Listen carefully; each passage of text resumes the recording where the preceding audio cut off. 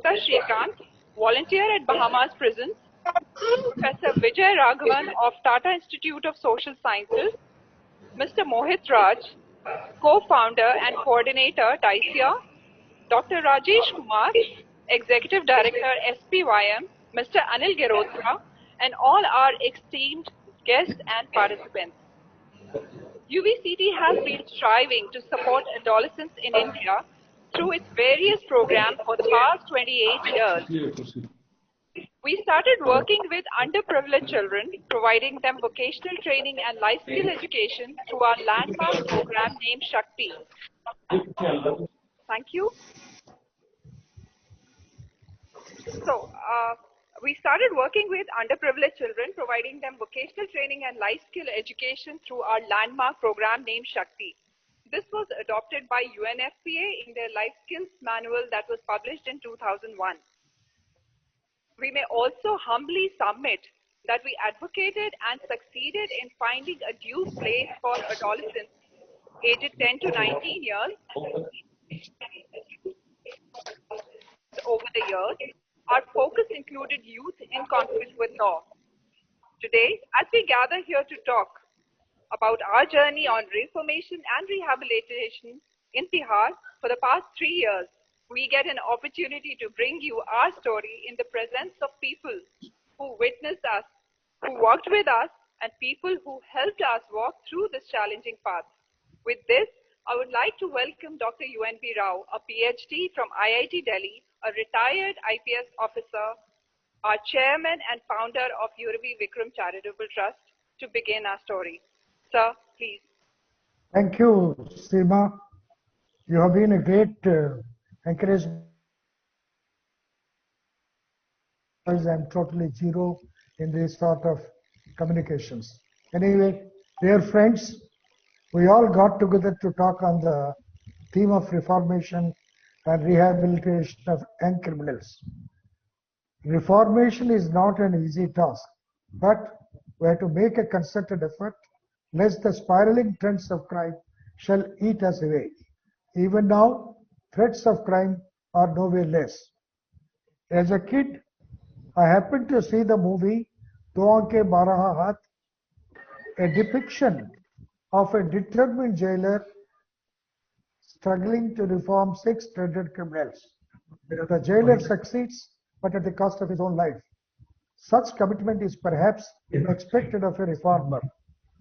The movie made a lasting impact on me, as it is to happen. In 1971, I ended up in police service where ample scope seemed to have existed for psychological approaches and reformation. Attempts made by some of us did yield beneficial results. It was in 2007, Justice Madan Loko, the then head of the Delhi High Court Juvenile Justice Committee, invited our organization to work for children in conflict with law. So many of you are aware of Justice Loku's love for reformation, especially juveniles. Results were impressive. The occupancy of Seva Kutir, Kingshire Camp, where the effort was made, came down from 160 to 50. The inmates were put to a 30-day life skills program and some psychological counseling. Proof of the pudding is none of those released delinquents after the said reformation returned to the home. During those 18 months, we stayed on there. See, one of those boys even made an earthen sculpture of Justice Lokur and presented it to him in a function attended by their parents. We continue to try these reformation techniques. But the Better Life Prison School, set up by Shri Sudhir Yadav, the then DG Prisons in Tihar Jail number 5, gave us a continued engagement with this task for 3 long years. An exclusive jail, that is the jail number 5, is being run for young offenders aged 18 to 21 years. It is something unusual. In the entire country, perhaps no such jails exist. Undoubtedly a crucial but amenable stage of human development for reformation. A consortium of 7 NGOs, including DICIA, SPYM, and Pradhan, was constituted to make the better life. Funding from the Airport Authority of India failed at the last minute. Even then, we in UVCT continued to work on the project out of our own steam for 2 years. Finally, the Bharat Petroleum Corporation Limited understood our urge and came forward with the funding for the last 1 year. Thanks to our friends, Mr. Padmakar, the Director of Personnel, his team, Lalit Words, and Balachandra Gopal, no hassles from the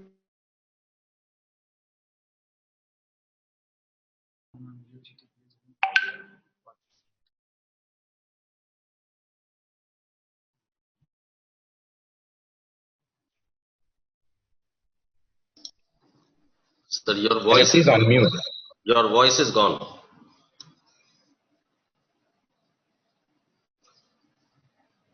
So please unmute your mic.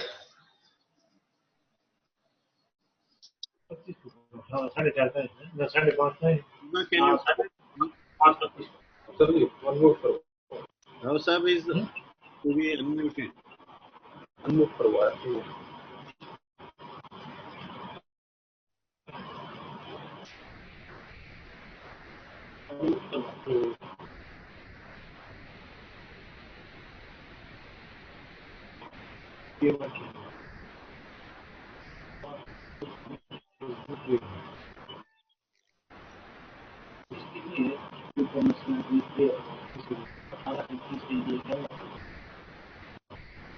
The admin can help UNB Rao sir.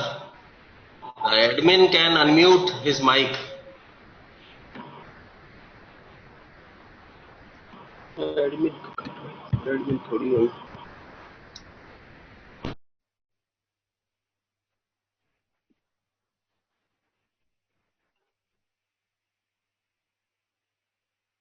Seema, you have to unmute Rao Sahab's mic. Rao sir, on the bottom left corner, bottom left, if you see there are two buttons. One is mute and one is stop video. You just have to press the mute button, bottom left. If you will take your cursor, you will see it. Okay, I think we have our colleague Gurpreet trying to help sir. In the meantime, I think I would request Sajid. Sajid, are you there? Hello? Sajid? I'm here, ma'am. Well, Shall I start with you? Now?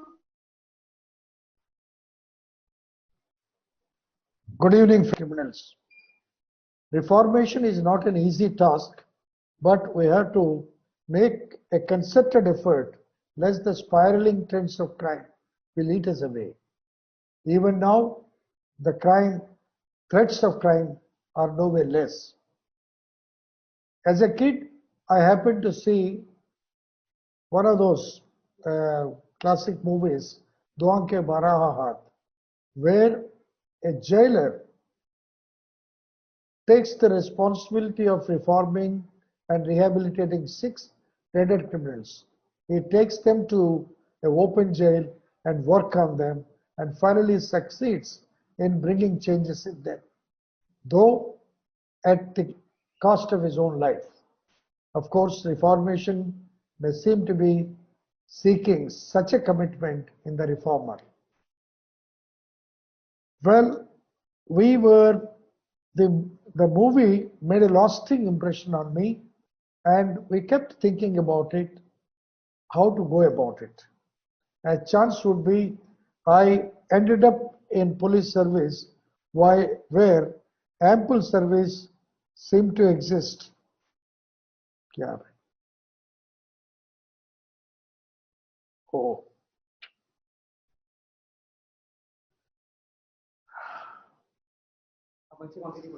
Huh?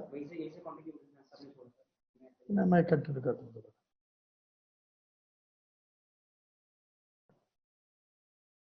If that is so, why don't we work on them? Well, this fits into the concept of sentence planning of criminals.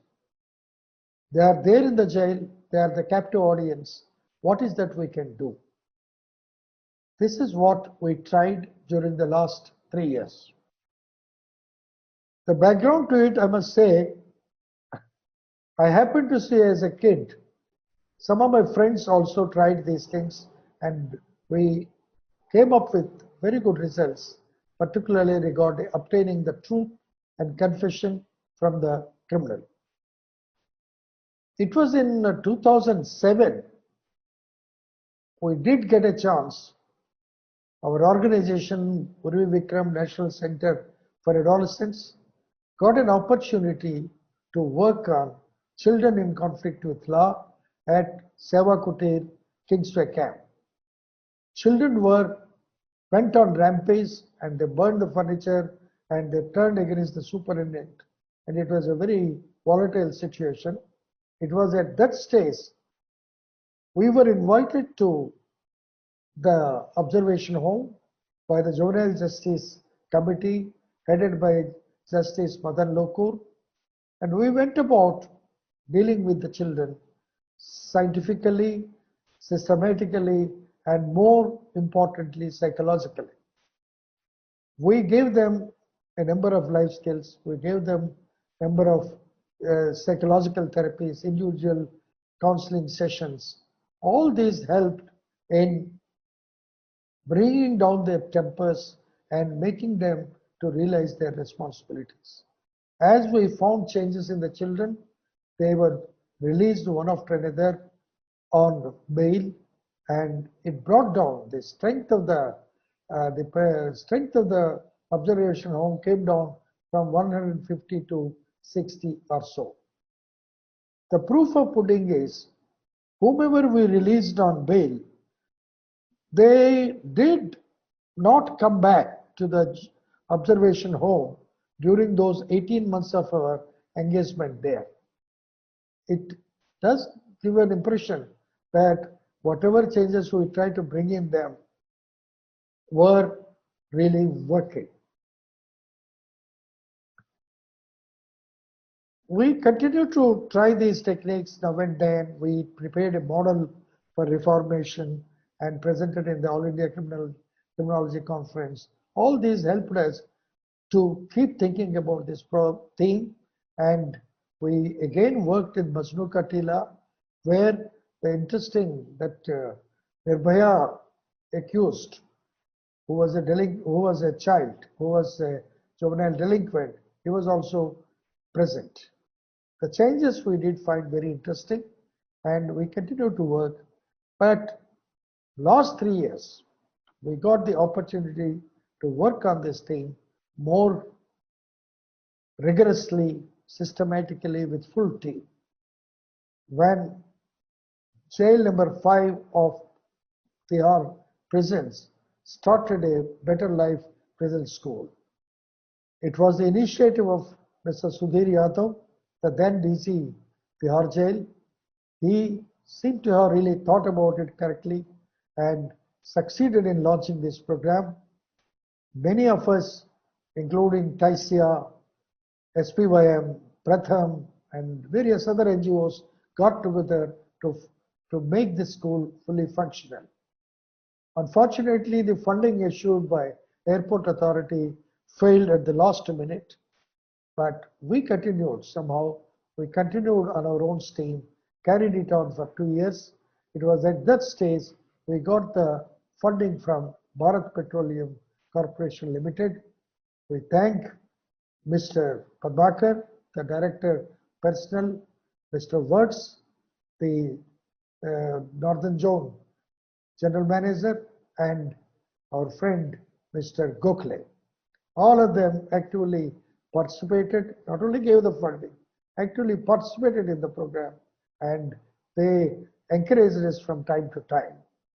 Alongside, the prison management also came in full support to us, and whatever we wanted, they are always getting it done, arranging the batches, helping us for the interactions. All this happened. With the funding, we succeeded in having a full team, an expert from the human rights, a criminologist, two psychologists, life skill educators, and behavioral therapy experts. And also we had a rehabilitation executive outside the jail, and we had a vocational consultant.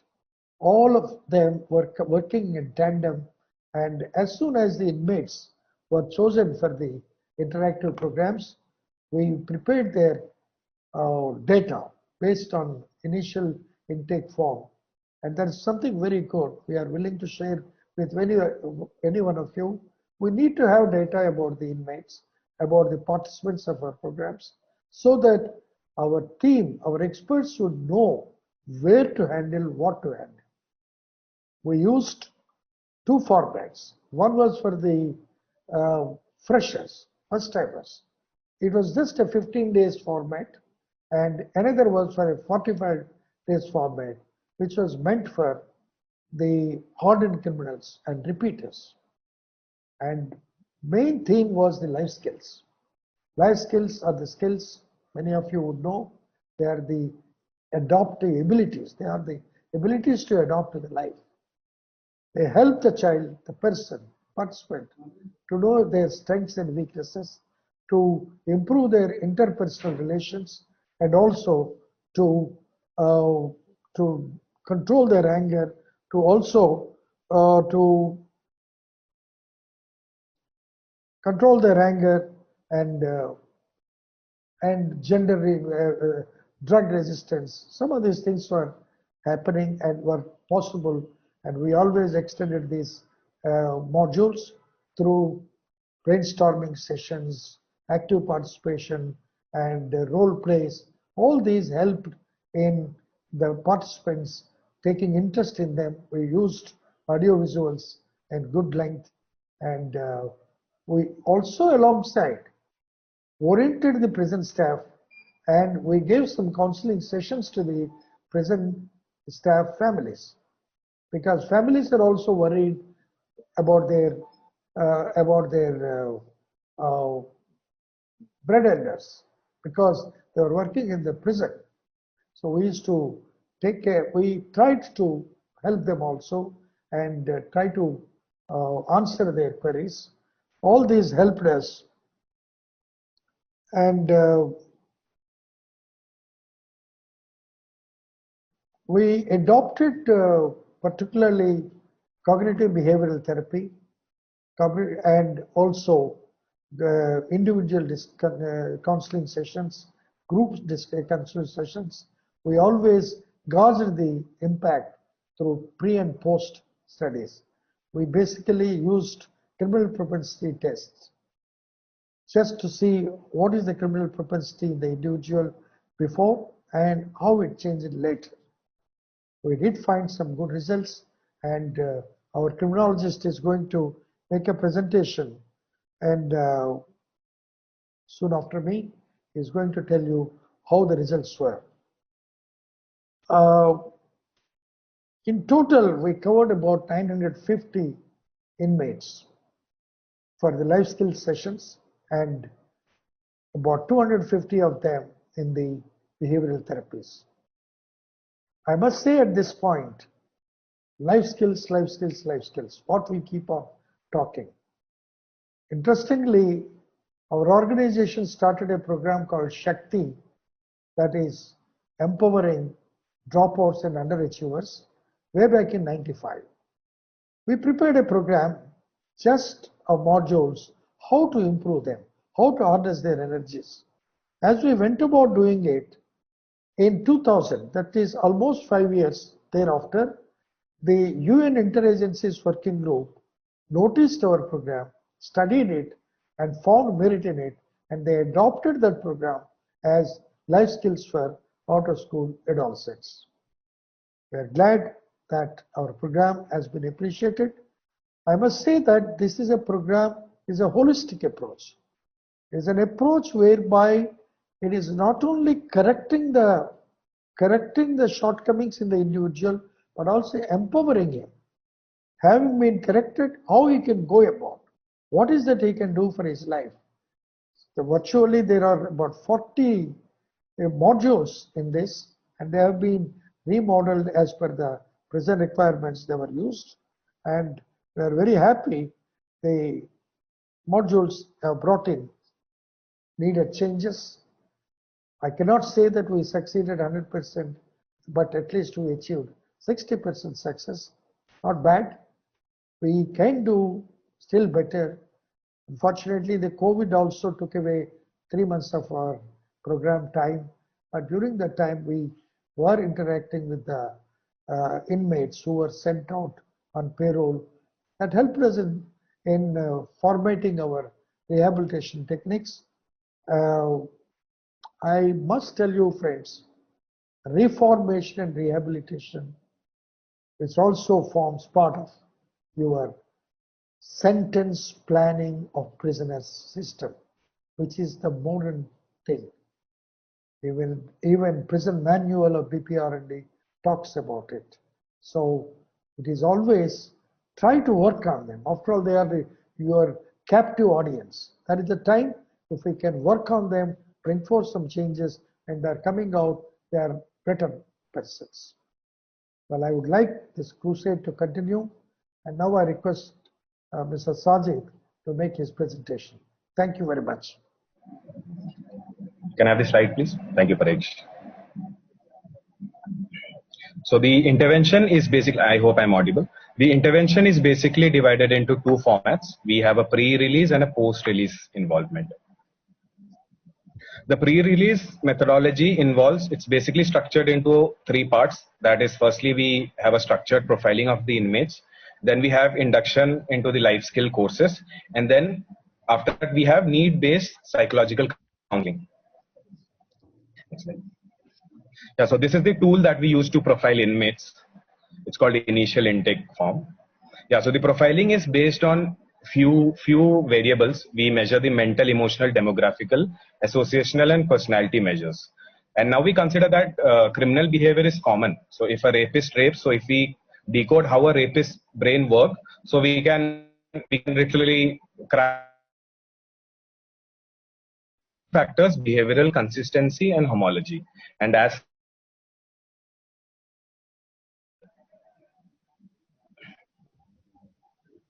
can I have the next slide?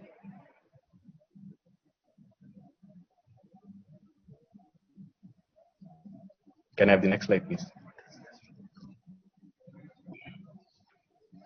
Yeah, so basically the USP of our program is life skills based education, and we have got two formats of life skill based education. One is 15-day and 45-day. Now they are separated on basis of the amount of stay a person stays inside the prison and the gravity of the offense. So if a person is hardened and heinous offender, he is subjected to the 45-day program. The modules are activity based and we have audiovisual lessons, brainstorming, discussions, interactive participation.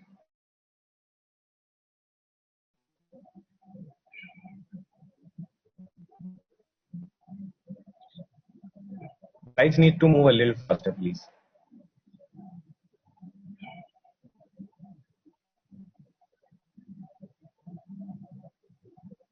Okay. Based assessments, we also have psychological assessments. Stoops test, Dr. Sanyal's criminal propensity test, intelligence tests such as Raven's standard progressive test, interest inventory, and other need-based and issues. We certainly quantify some issues, and we provide behavioral therapy. CBT is the most used behavioral therapy inside the prison. We also experiment with psychoanalysis sometimes, and we have regular follow-up sessions. So followed up every 2 weeks. Next slide, please.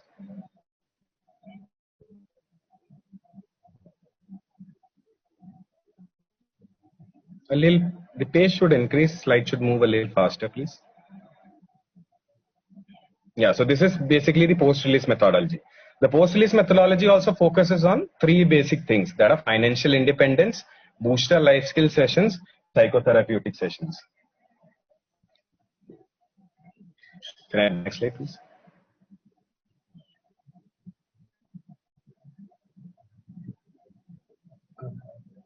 Yeah. So we usually have need-based assessments and quantitative as well as qualitative assessments. So these are some of the results that we use. So I'll read out some of the statistics. 50% of the young offenders are lodged in for body offenses and 45 are in for property offenses. It's very interesting to note that 70% of the individuals have broken family relations. That means they are not close. The close proximity towards family relations or close members of the family is not observed. It's directly reflected into the number of deviant associations. It's also directly reflected drugs if outside, and it's a series of unfortunate events that lands them to crime. Can I have the next slide? And in the next slide, we can see that some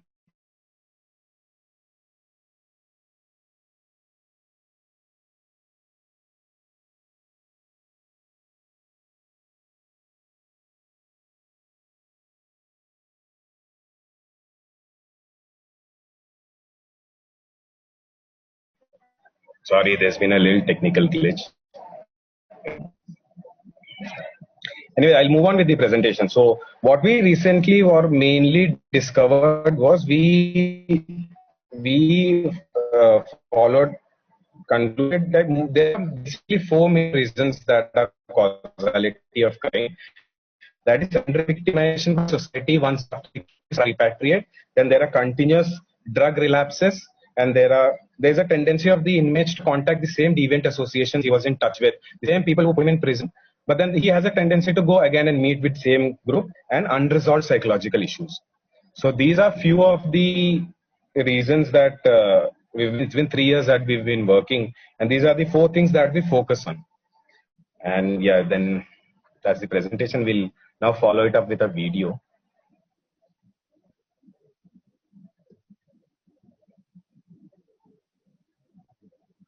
Till the video comes, I'll keep speaking on what these four factors, how we arrived at these four factors. So if we have a very heavy intervention inside the prison, and if the kid goes out and he gets unnecessary comments by other people, that makes him think, itna humne mehnat kiya, that doesn't make any sense. So it's better to fall back into the crime of.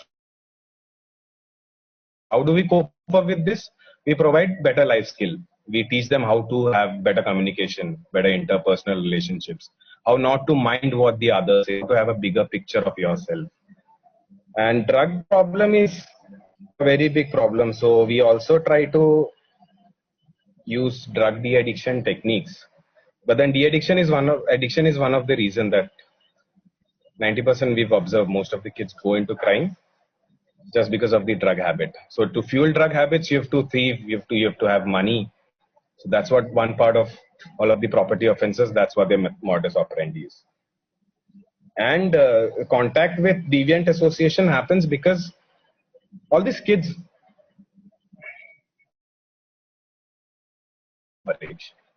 So that I've already covered. We can start with the video. We have made a small presentation on the efforts that we have had.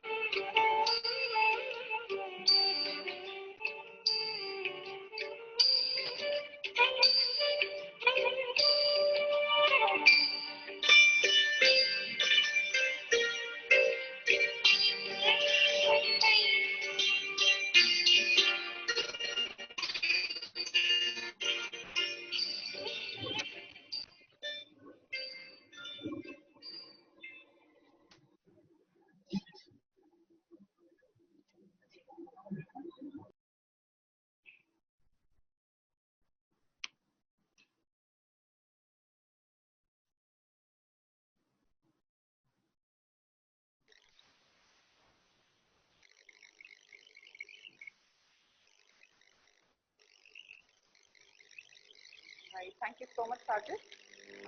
I hope I'm audible. Am I audible?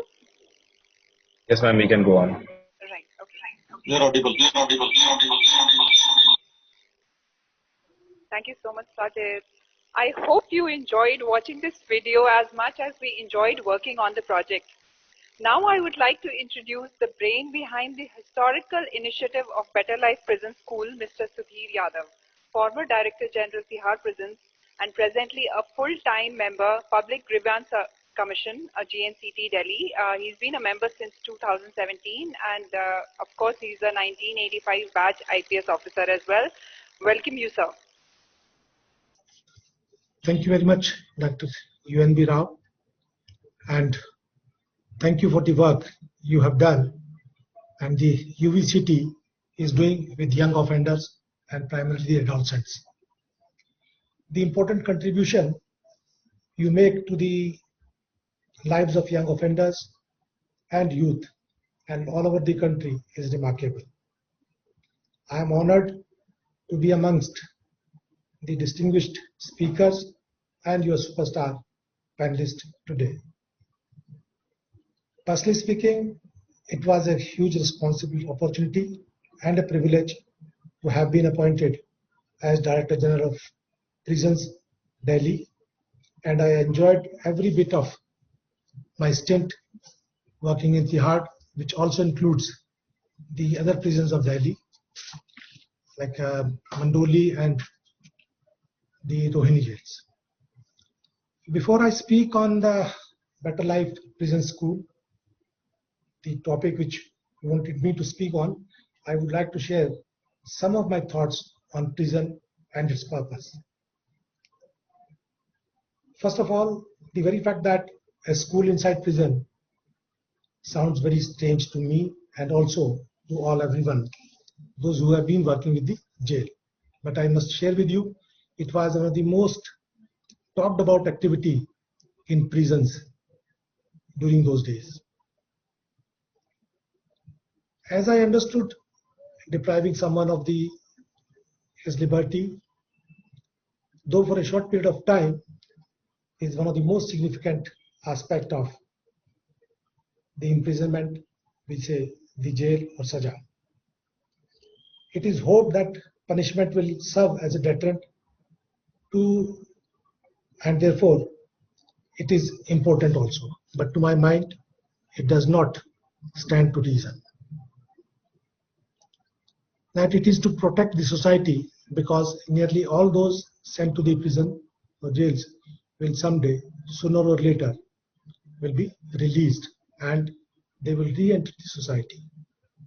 And when they re-enter the society, they are more wiser, more knowledgeable of how to commit crime and how to avoid the legal police action as well. To me, the real purpose of prison is to reform and help the rehabilitation of the inmates, provide offenders with an opportunity to reflect on what they have done and take responsibility for their crimes and prepare them for law-abiding life as a normal citizen once they are released from the jail. Therefore, to protect the society, we need systems that will reprogram people, means inmates and the prisoners.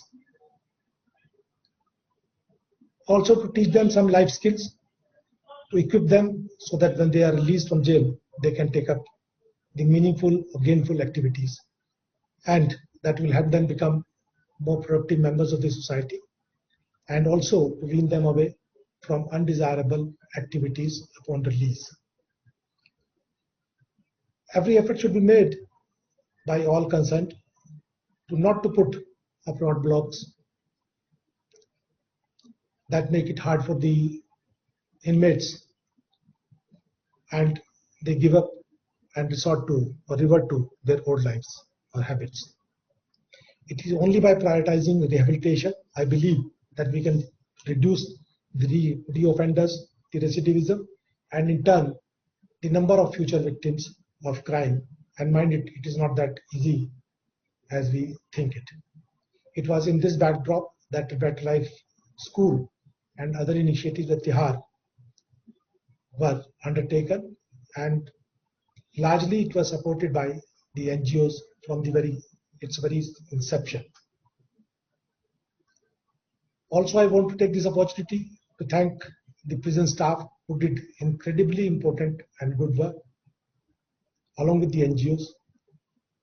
A very large number of NGOs and prestigious NGOs were associated from the very beginning, and institutions like Delhi School of Social Work and the Jamia Millia Islamia University and few other institutions, they have been associated with Tihar and its other jails. I am clear that offenders go to prison as a punishment and not for the punishment. So prison should be places of humanity, of hope, and also for aspirations. And prisoners, inmates should feel and know that there is a route to better life, and that route to better life is through purposeful activity, through education, through skills, and through employment. In fact, when we started this school, if I am permitted to say, speak in Hindi, because many audience, I believe, they are from the jails. करीब 70 से 80% जो inmates थे, जब वो पहली बार jail आए, खासतौर से जेल नंबर 5 में, जब उनका एग्जामिनेशन किया गया, उनसे पूछताछ की गई, it was found that they were all drug addict or there was a heavy dependence upon drugs. Most of them were crime victims as well. Generally ज्यादातर लोग इलिटरेट थे, बेरोजगार थे, या यूं कहें कि रोजगार के अयोग्य थे, गलत संगति, लालच और शायद कुछ लोग अज्ञानता के कारण भी क्राइम करने पर मजबूर हुए। ऐसे ही ड्रग एडिक्ट्स और ड्रग डिपेंडेंट कुछ इनमेट्स के साथ तिहाड़ में या जुवेनाइल करेक्शन सेंटर में मेरी कुछ उनसे इंटरेक्शंस हुई। उस इंटरेक्शंस में ऐसा आया कि ये सब लोग कुछ परिस्थितियों के वश होकर they have become the crime, they committed the crime, they have become the crime offenders. So शुरुआत इस पूरे प्रोग्राम की वहीं से हुई, किस तरह से इन सब लोगों के लिए ऐसा कुछ किया जाए ताकि ये सब लोग दोबारा से क्राइम करने पर मजबूर ना हो। हर एक क्राइम ऑफेंडर की कहानी एक अपनी नई कहानी थी, एक यूनिक कहानी थी। इसी प्रयास में करीब 6 महीने पहले जब बेटर लाइफ स्कूल की शुरुआत की गई, एक इंग्लिश हैकाथन नाम का एक प्रोग्राम जेल नंबर, उस समय जेल नंबर 7 थी, उसमें किया गया, जहां यह निकल कर आया कि काफी मात्रा में जो यंग ऑफेंडर्स हैं बहुत उत्साहित हैं कि वो कुछ ऐसा करें। और उस छोटे से प्रोग्राम के तहत 3 दिन का शादी प्रोग्राम था, जिसमें काफी लोगों ने बड़े उत्साह से इसमें भाग लिया और इंग्लिश की कुछ ये सीखी जिससे वो आपस की भाषा में या बोलचाल में प्रयोग करते थे और काफी प्रभावी तरीके से हुआ। तो शायद मैं ये कहूँ कि इस बेटर लाइफ प्रिजन स्कूल की शुरुआत वहीं से हुई, तो शायद ये गलत नहीं होगा, क्योंकि उस प्रोग्राम में एक उत्साह देखने को मिला, जिस कारण से ये सोचा गया कि हमको इस तरह का कोई कार्यक्रम करना चाहिए। और इसके लिए मैंने करीब काफी एकेडमिक इंस्टीट्यूशंस के साथ इंटरेक्शन किया, और भी कुछ ऐसे संस्थाएं थी जिनसे किया, पर कोई ऐसा एक पूरा कार्यक्रम जिसको मैं कहूँ कि जिसकी हमने परिकल्पना की थी, वो एकेडमिक इंस्टीट्यूशन के साथ नहीं निकल पाया। इसकी परिकल्पना एनजीओ सिविल सोसाइटी सेंट्रिक रही शुरू से ही। उसमें खासतौर से society for promotion of youth and masses, प्रथम, टाइसिया, यूवीसीटी, फेम, माय एंजल्स एकेडमी और प्रोत्साहन, और कुछ लोगों ने अपनी इंडिविजुअल कैपेसिटी में भी काफी योगदान इस कार्य में दिया। परंतु इम्पोर्टेंट बात जो रही वह यह थी कि सभी एनजीओज इंडिविजुअल ने इस उम्र के बच्चों के साथ काम किया और वो उनकी परेशानियों को समझते। They understand the psyche of prisoners coming from clusters, areas considered breeding grounds, and each of these NGOs has made their mark in their activities, their work in various spheres of activity. इस पूरे curriculum को तैयार करने में महत्वपूर्ण योगदान रहा प्रथम का, टाइसिया का, यूवीसीटी और एसपीवाईएम का। लाइफ स्किल और स्किल डेवलपमेंट में यूवीसीटी का जो योगदान है, शायद काफी मात्रा में, जो मुझे जानकर पता लगा कि बहुत ही अलग तरीके का योगदान यूवीसीटी का रहा। माय एंजल्स एकेडमी और प्रोत्साहन जैसी जो संस्थाएं थी, इन्होंने खेल कूद और क्रिएटिविटी को जो शुरुआत जेल में की, उससे बच्चे काफी प्रोत्साहित रहते थे और इन इनमेट्स को नॉर्मल बनाने में काफी उन सबका योगदान रहा।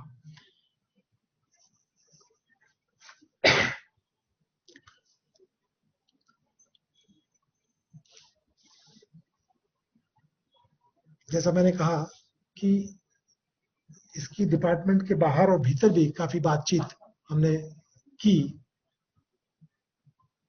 न केवल स्कूल इंस्टीट्यूशंस, प्रिजन एडमिनिस्ट्रेशन, बल्कि प्रिजन एडमिनिस्ट्रेशन से जुड़ी दूसरी संस्थाओं से भी। परंतु ऐसा कोई एक यूनिफॉर्म आइडिया कंसेप्ट नहीं इमर्ज हुआ, जिससे कि ये एक शुरुआत की जा सके कि हम इसके बारे में बहुत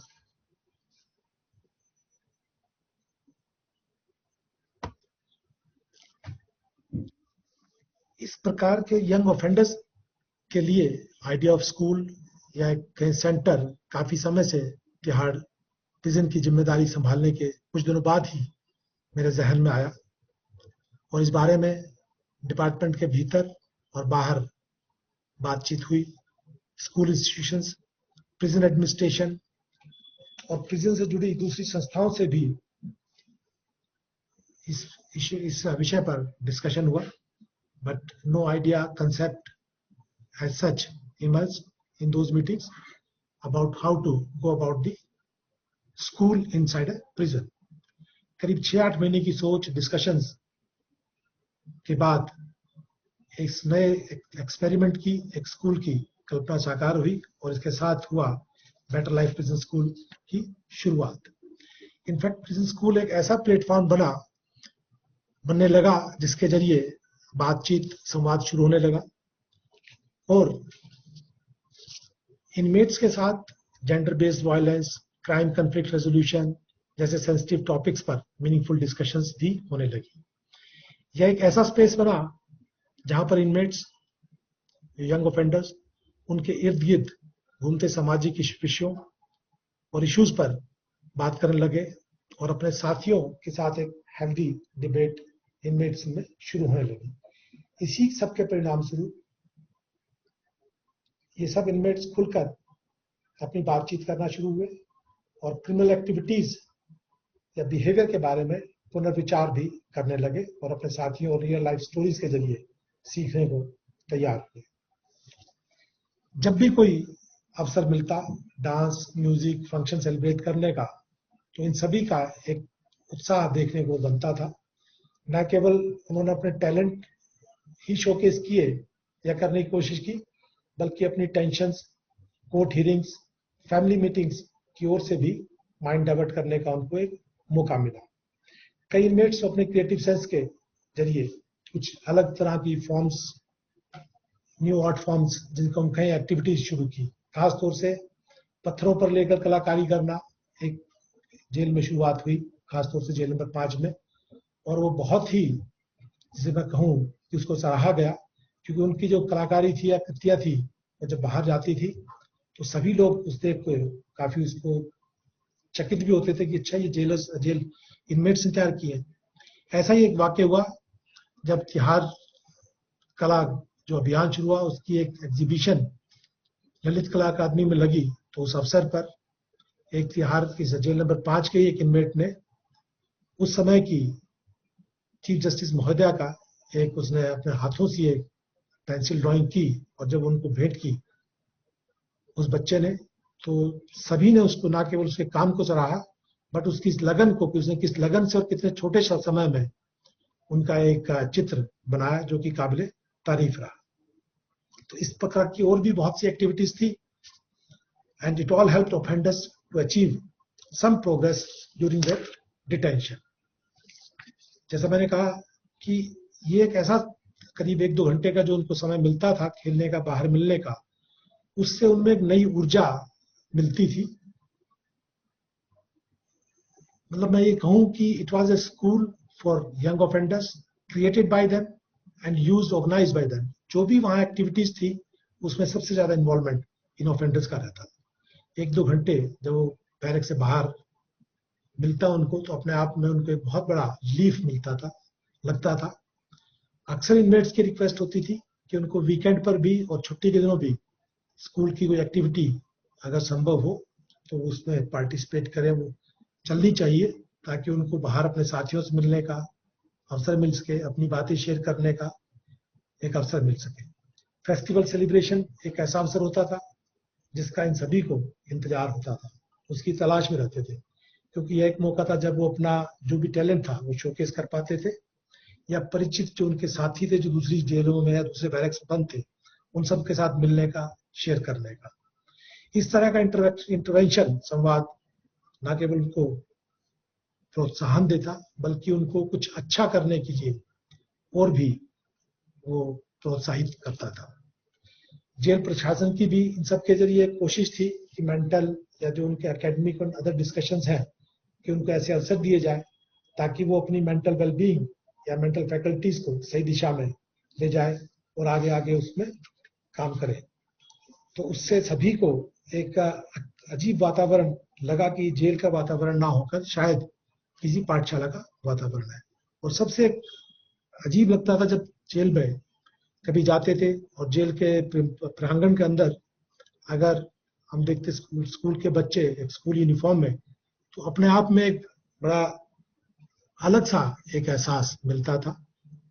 और इन सब का परिणाम ये था कि जो एक शुरुआत थी, कोशिश थी कि जो मुझे बताया गया कि जेल नंबर 5 किसी समय में सबसे ज्यादा जो वायलेंट या कहें कि परेशानी की जेल होती थी, वो सबसे शांत और एक क्रिएटिव जेल में तब्दील हुई।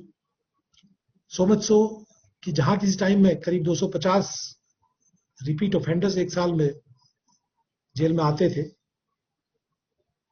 5 नंबर जेल में, या मैं ये कहूँ कि यंग ऑफेंडर्स जेल में, तो अब वो समय एक साल के बाद करीब 100 के आसपास आ गया था। तो करीब 150 जो यंग ऑफेंडर्स थे वो दोबारा वापस नहीं आने की कोशिश करते थे या नहीं आते थे। तो ये देखिए तो एक अच्छी शुरुआत थी, एक अच्छा प्रयास था।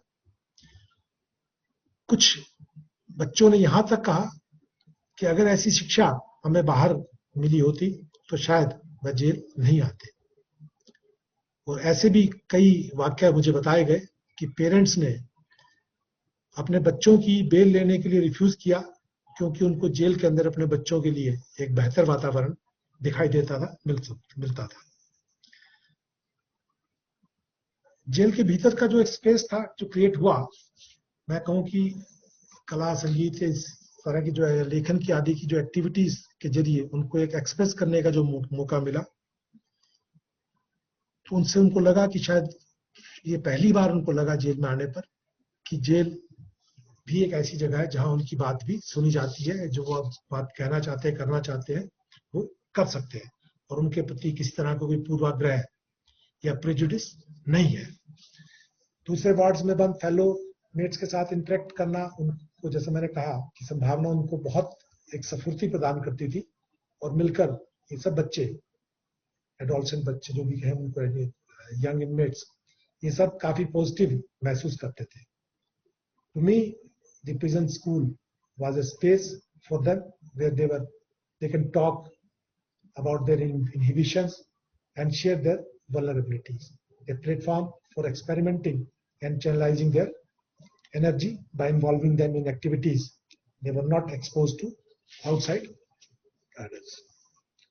To me, it's a program that can engage youth in a constructive activities that have capacity to promote positive changes, which is the basic idea of any correctional facility.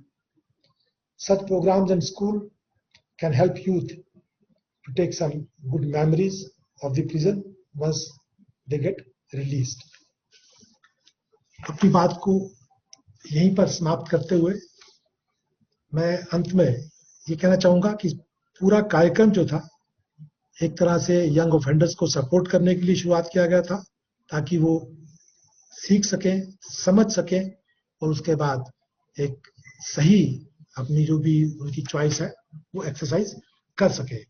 और जब जेल से बाहर निकले तो जो भी एक हमने रिहेबिलिटेशन का एक मार्ग या उनको सोसाइटी कम्युनिटी से रीज्वाइन करने का, रीइंटेग्रेट करने का जो एक मार्ग चुना है वो चुन पाए। By doing that, not only prisons will be much safer, more secure, but also will support the prisoners to do the right things and turn their back to crime for the good. With these words, I would like to thank my former colleague at Tihar, the associated and academic institutions, the civil service of society organizations, and their support. I would be failing in my duty if I do not mention the Airport Authority of India, who have readily agreed to fund the entire project for 3 years. I'm given to understand, unfortunately, that could not be taken up for some administrative reasons. I'm not privy to that.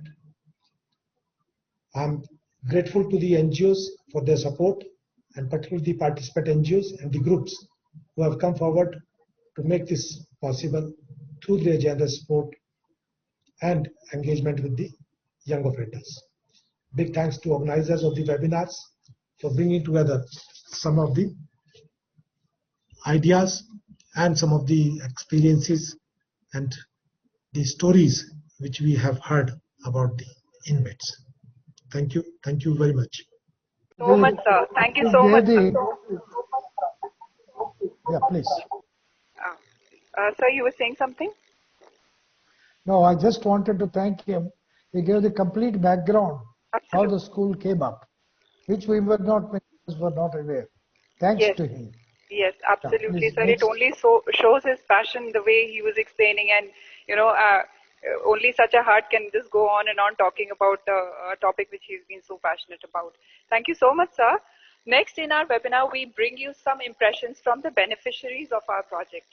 Let's hear the impact story from the beneficiaries themselves.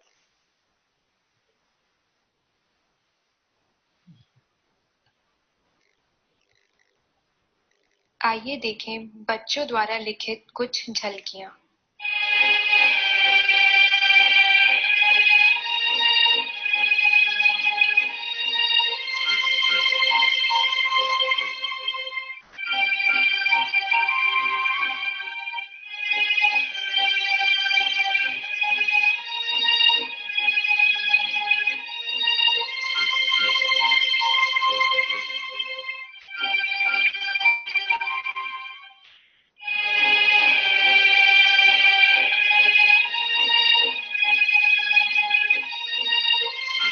जो दिमाग से हार मान गया वो हर जगह से हार मान गया, और इनाम धीरे धीरे सीढ़ी चढ़ने के बाद मिलता है, एकदम से नहीं।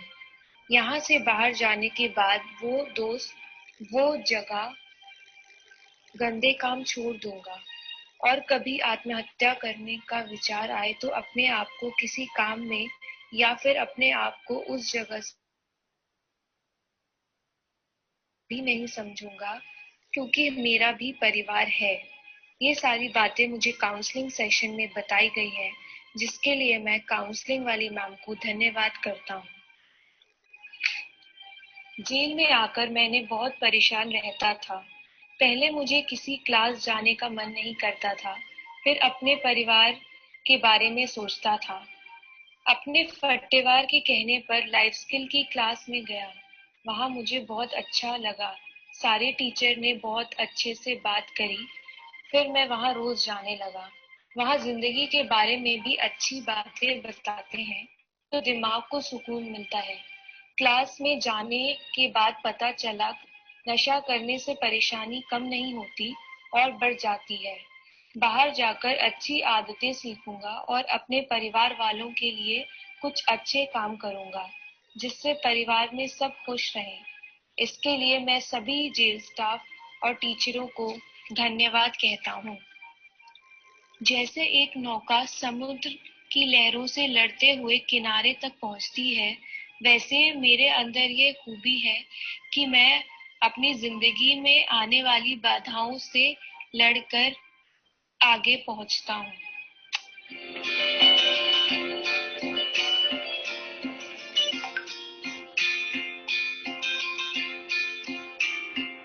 नमस्ते, मैं राजा मिश्रा।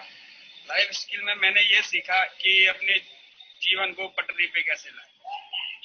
तो मैं कुछ समय पहले थोड़ा बहुत बेकार था, थोड़ा नहीं बहुत ज्यादा ही बेकार था, जिसके चक्कर में मैं कुछ जाके जेल में फंस गया अपने दोस्तों के चक्कर में। वहाँ पे मेरे को पता लगा कि वहाँ पे लाइफ स्किल है, और उस क्लास में जाके मेरे को जीवन के बारे में पता लगा, जो होता है जीवन कौशल। लाइफ स्किल में जाने के बाद मेरे को पता लगा कि मेरे को जीना कैसे है और जीने का ढंग। पहले मेरे को गुस्सा बहुत आता था अपनी लाइफ में, छोटी छोटी बात पे मैं ज्यादा ही गुस्सा कंट्रोल नहीं कर पाता था, और जिससे भी जाके घुस जाता था, बिना मतलब की लड़ाई करता था। जब मैं अंदर गया और मेरे को लाइफ क्लास में जाके पता लगा कि गुस्से को कैसे कंट्रोल करना है और गुस्से पे काबू कैसे करना है। आज के समय में मेरे को कोई गलत भी कहता है तो मेरे को गुस्सा नहीं आता। क्यों? क्योंकि मेरे को पता है कि गुस्सा कैसे करना है।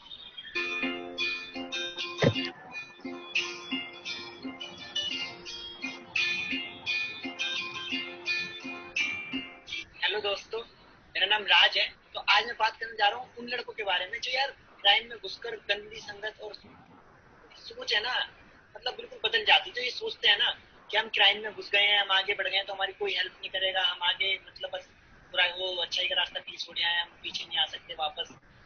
तो यार ये सोच है ना, इतनी घटिया सोच, इसको दिमाग से ना अभी निकाल के फेंक दो यार। मैंने आजमा रखा है यार। जॉब के लिए, हर चीज के लिए तुम्हारी हेल्प के लिए तैयार होंगे यार, लेकिन तुम भी तो सुधरने वाले होने चाहिए ना। बहुत सी देखो यार बात होती है। मैंने भी 3 साल जेल काट रखी है। एक एनजीओ है, यूवीसीटी एनजीओ, उन्होंने मेरे को इतनी हेल्प की है यार। उन्होंने मेरे को कोर्स करवाया, लाइफ स्किल वगैरह कोर्स करवाया, उन्होंने मेरे को काउंसलिंग करवाई। मैं डिप्रेशन में था यार, मैं बाहर आ गया छूटने के बाद, उन्होंने मेरे को जॉब के लिए करा यार, इतनी हेल्प करी उन्होंने। मैं सिंगिंग पसंद करता हूँ, उन्होंने वो सिंगिंग के लिए हेल्प करी। और यार फ्री, कोई मतलब कुछ चार्ज नहीं, कुछ मांगा ही नहीं। मतलब यूवीसीटी एनजीओ को तो यार मेरा सलूट है यार।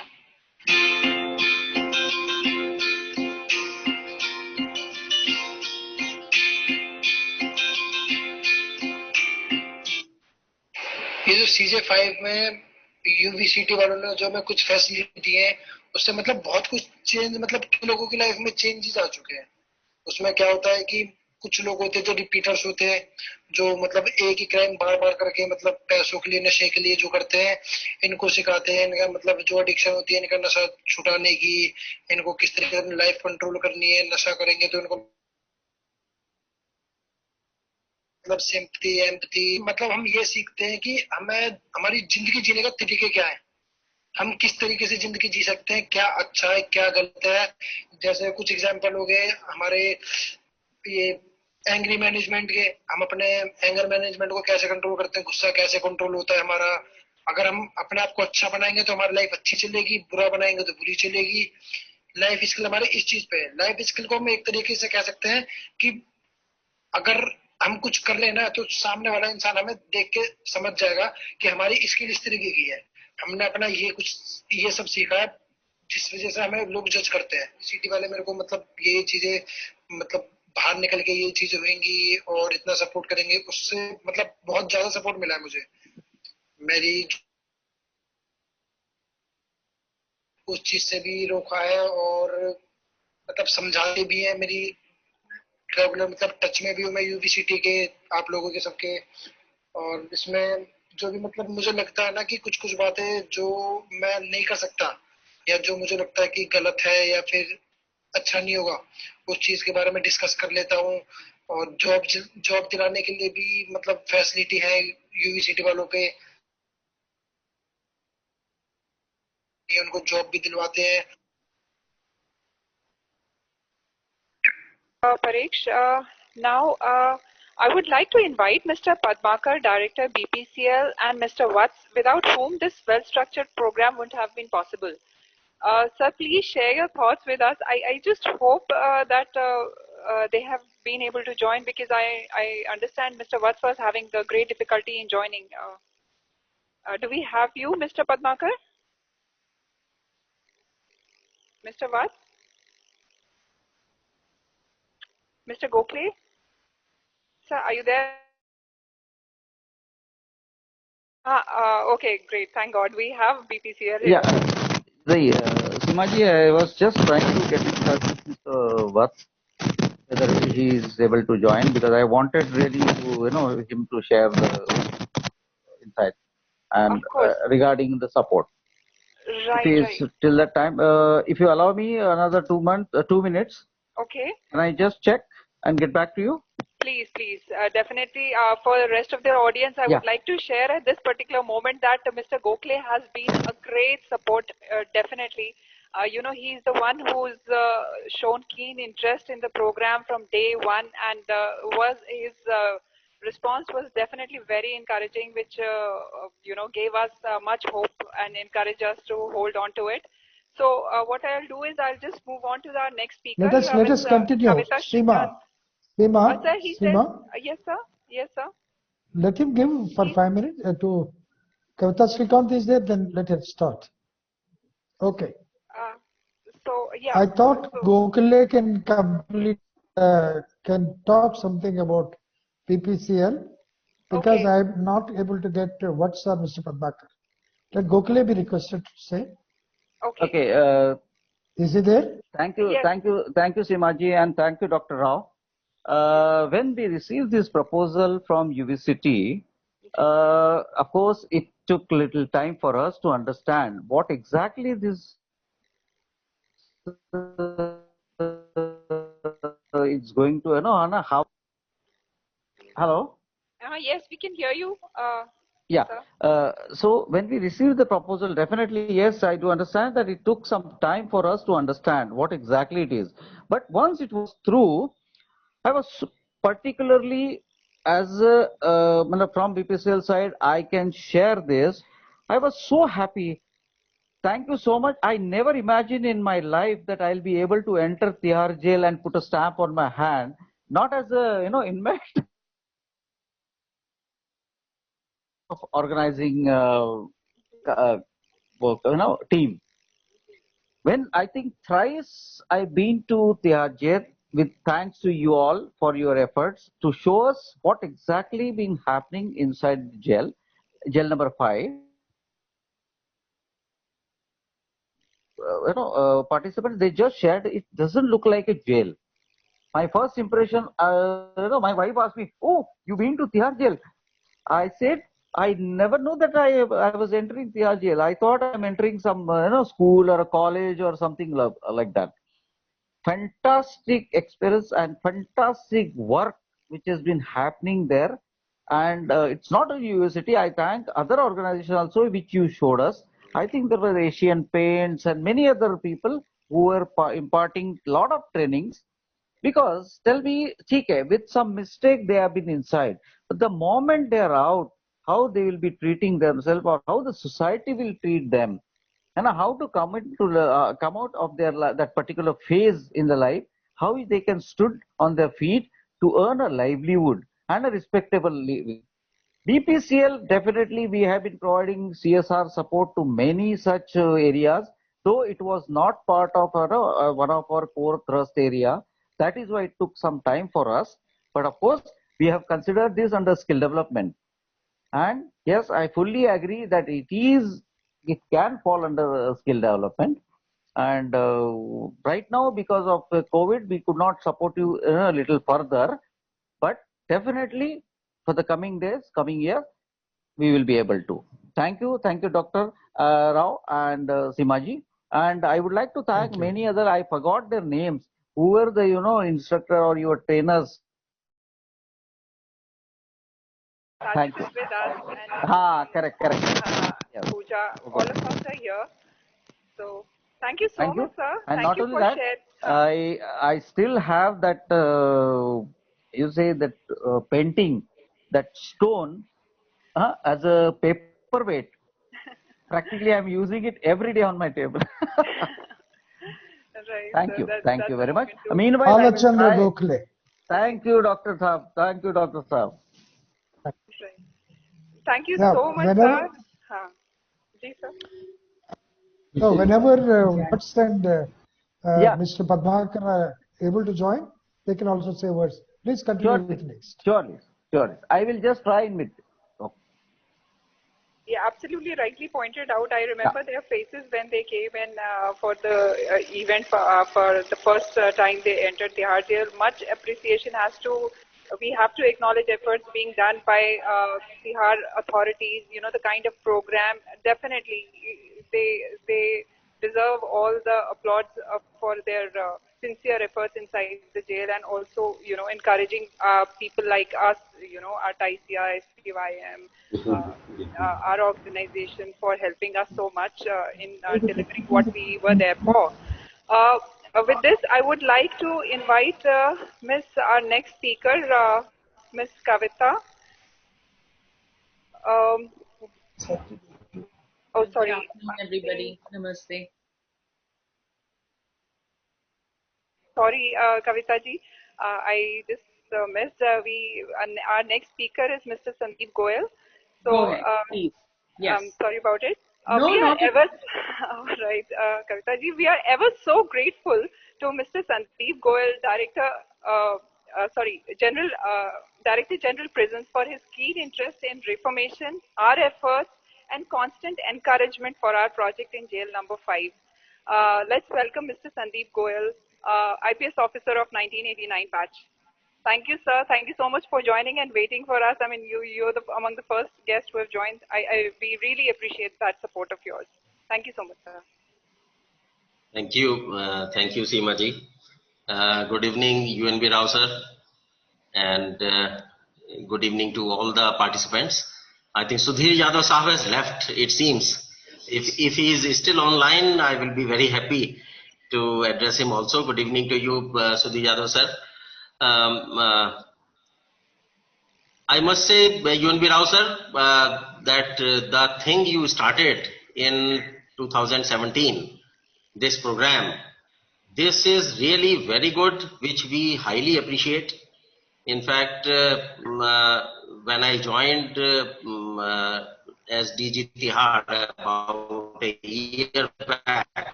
and also taken aback how wonderful the atmosphere was there. And the reason behind the good atmosphere is definitely this school. It had a major role to play in this. I would like to say that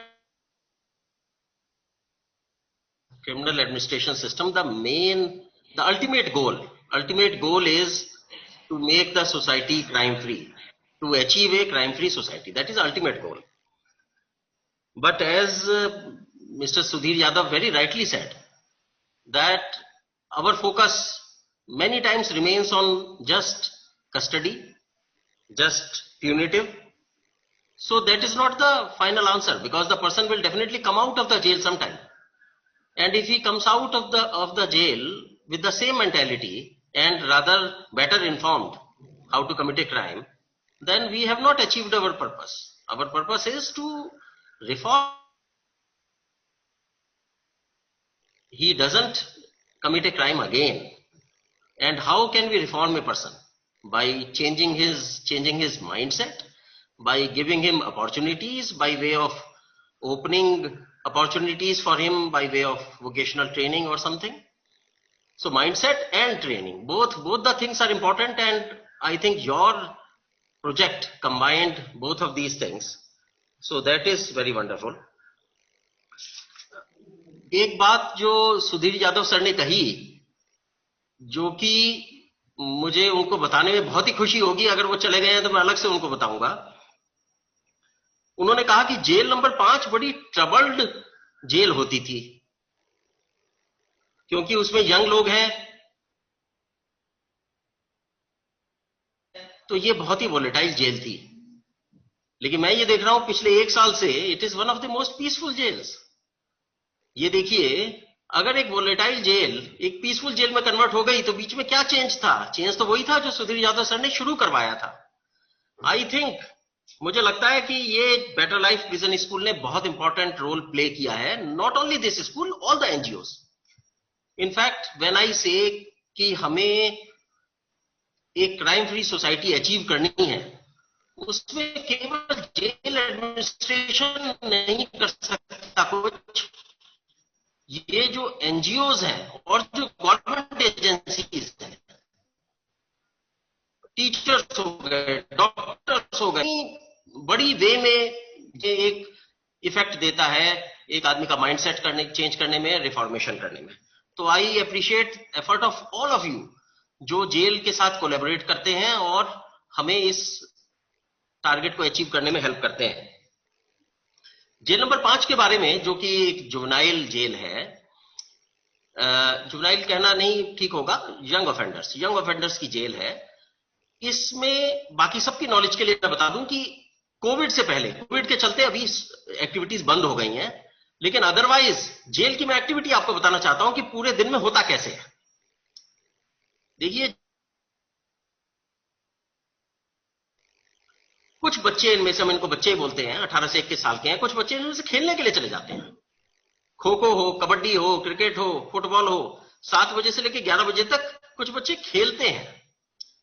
9 बजे से पहली class start हो जाती है, 9 से 11 के बीच में, जो कि इस स्कूल के अंदर ली जाती है, जिसके अंदर लाइफ स्किल्स भी हैं, जिसके अंदर टीचिंग की भी चीजें हैं, वो शुरू हो जाता है। 2 घंटे की क्लास हुई, करीब 200-250 लोगों की क्लास होती है। एक जेल, इस जेल के अंदर करीब 1000 लोग होते हैं, 1000, 250 लोगों की क्लास हो जाती है 9 से 11 के बीच में। 1 घंटे का उसके बाद लंच ब्रेक है। उसके बाद 2 घंटे के लिए एक दूसरे वार्ड्स में से, जिसमें से 250-300 लोग आते हैं, दूसरे वार्ड्स के हैं, उनकी 2 घंटे की क्लास होती है। और उसके बाद तीसरी एक क्लास होती है जिसमें बाकी करीब 200-250 लोग आते हैं। इसका मतलब यह हुआ कि करीब 750 लोग कम से कम डेली इस स्कूल में और बाकी एनजीओज की एक्टिविटीज में एंगेज हो जाते हैं, सीखते हैं। बहुत सारी नई स्किल्स वहां पे, इंडस्ट्रियल स्किल्स भी वहां पे उस जेल के अंदर सिखाई जाती हैं, जिसको वो सीखते हैं। उसके अलावा उनकी फैसिलिटीज हैं, किसी को डॉक्टर के पास जाना है तो मेडिकल फैसिलिटी के लिए जा सकता है, किसी को मुलाकात के लिए, उसकी फैमिली वाले मिलने आ रहे हैं, उसमें मुलाकात के लिए जा सकता है। हर रोज वो एक बार घर में फोन कर सकता है। मतलब ये है कि एक एटमॉस्फेयर क्रिएट करने की कोशिश की गई है जिससे कि उसको एक पॉजिटिव सपोर्ट मिले, उसको लगे कि he is also wanted, he is also part of this system. और उसके अंदर जो एंगर है, जैसे एक बच्चे ने बताया भी कि मेरे को एंगर मैनेजमेंट में बड़ी हेल्प मिली। जब उसको एक अच्छा ट्रीटमेंट मिलेगा तो एंगर मैनेज भी उसका हो जाएगा। एंगर उसके अंदर, जो दिल के अंदर उसके अंदर गुस्सा भरा हुआ है, वो निकल जाएगा। तो ये सब एक्टिविटीज के चलते 5 नंबर जेल एक मॉडल जेल के रूप में उभरी है। मैं तो ये कहूंगा, अभी कोविड से हम थोड़ा ठीक हो जाएं तो हमें इस मॉडल को और जेलों, इस तरह का एक स्कूल और जेलों में भी होना चाहिए। और जेलों के अंदर इंडस्ट्रियल एक्टिविटी सब जगह है। हमारी हर जेल के अंदर वोकेशनल ट्रेनिंग होती है, कुछ ना कुछ वो बनाते हैं, कहीं बढ़ई का काम होता है, कहीं वो आर्ट स्कूल है, कहीं पे वो कंप्यूटर सीखते हैं। कंप्यूटर सीखना तो हमारी हर एक जेल के अंदर है, आर्ट स्कूल भी हर एक जेल के अंदर है, वोकेशनल ट्रेनिंग हर एक जेल के अंदर है, लेकिन स्कूल के फॉर्मेट में नहीं है। स्कूल का फॉर्मेट 5 नंबर जेल में है, जो कि और जेलों में भी किया जा सकता है। तो मेरे ख्याल से overall I will say this was a wonderful experiment. बहुत ही सक्सेसफुल ये एक्सपेरिमेंट था। क्वांटिफाई हम नहीं कर सकते कि कितने लोगों को इससे क्राइम उन्होंने छोड़ दिया, ये कहना मुश्किल है। लेकिन जैसे मैं कह रहा हूं, प्रत्यक्ष है आपके सामने, ट्रबल्ड जेल थी, आज की डेट में ट्रबल्ड जेल नहीं है। इसका मतलब फर्क तो पड़ा ही है माइंडसेट के अंदर।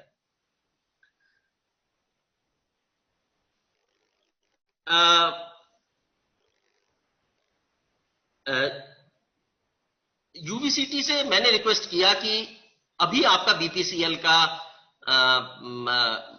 जो फाइनेंशियल एड है खत्म हो गई है, लेकिन I have requested UVCT to continue. मैं बीच में इसमें थोड़ा सा और कहना चाहूंगा कि सभी एनजीओज का बहुत बड़ा रोल है। जैसे इंडिया विजन फाउंडेशन, जो कि मैडम किरण बेदी ने बहुत पहले शुरू किया था, वो जेल नंबर 6 में ज्यादा काम करते हैं, लेकिन उन्होंने भी इस जेल में काम किया है, 5 नंबर जेल में। इसके अलावा टाइसिया, समर्पण, प्रथम, SPYM एंड एक जेम्स एंड ज्वेलरी की एनजीओ है। बहुत अच्छा काम उन्होंने करके इसमें दिखाया। यूवीसीटी से मेरी रिक्वेस्ट है कि आप कृपया इसको चालू रखें। गवर्नमेंट एड मैंने तो सजेस्ट किया है कि अगर एड नहीं मिल पाती, स्पॉन्सरशिप नहीं मिल पाती, तो हम गवर्नमेंट एड के लिए भी इन्वेस्ट करना चाहे तो वो भी किया जा सकता है। और इसके अलावा जब तक कोविड की सिचुएशन खुलती है, तब तक आप अपने कुछ रिसोर्सेज को जरूर जेल में भेजते रहें, जिससे एक कंटिन्यूटी बनी रहे। एक इतनी अच्छी चीज हमें बीच में खत्म नहीं करनी चाहिए, कंटिन्यूटी बना के रखें। बस लास्ट में मैं 2 चीजें कहना चाहूंगा कि हमें जब आगे हम इस काम को बढ़ाएंगे, मैंने देखा कि लाइफ स्किल्स आप सिखाते हैं, साइकोलॉजिकल ट्रेनिंग आप देते हैं, साइकोलॉजिकल ट्रीटमेंट देते हैं, उनका एनालिसिस करते हैं, बहुत अच्छा है, उनको एंगेज रखते हैं।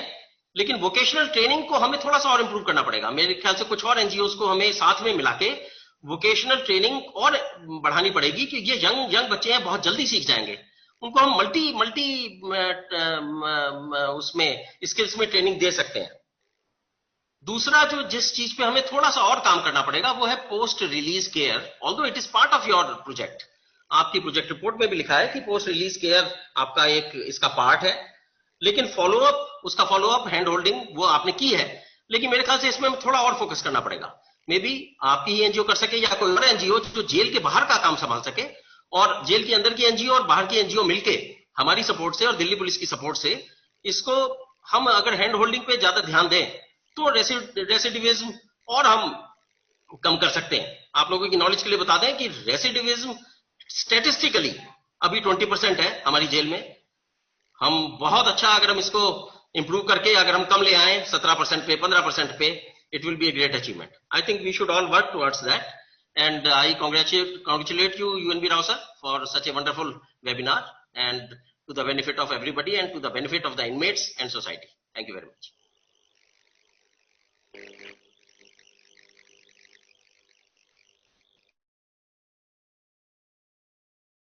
आपके वर्ड्स सुन के it was very encouraging. I remember last time we just met few days back, तब भी आपने कहा था कि we should continue and with all our heart and with such a passionate team.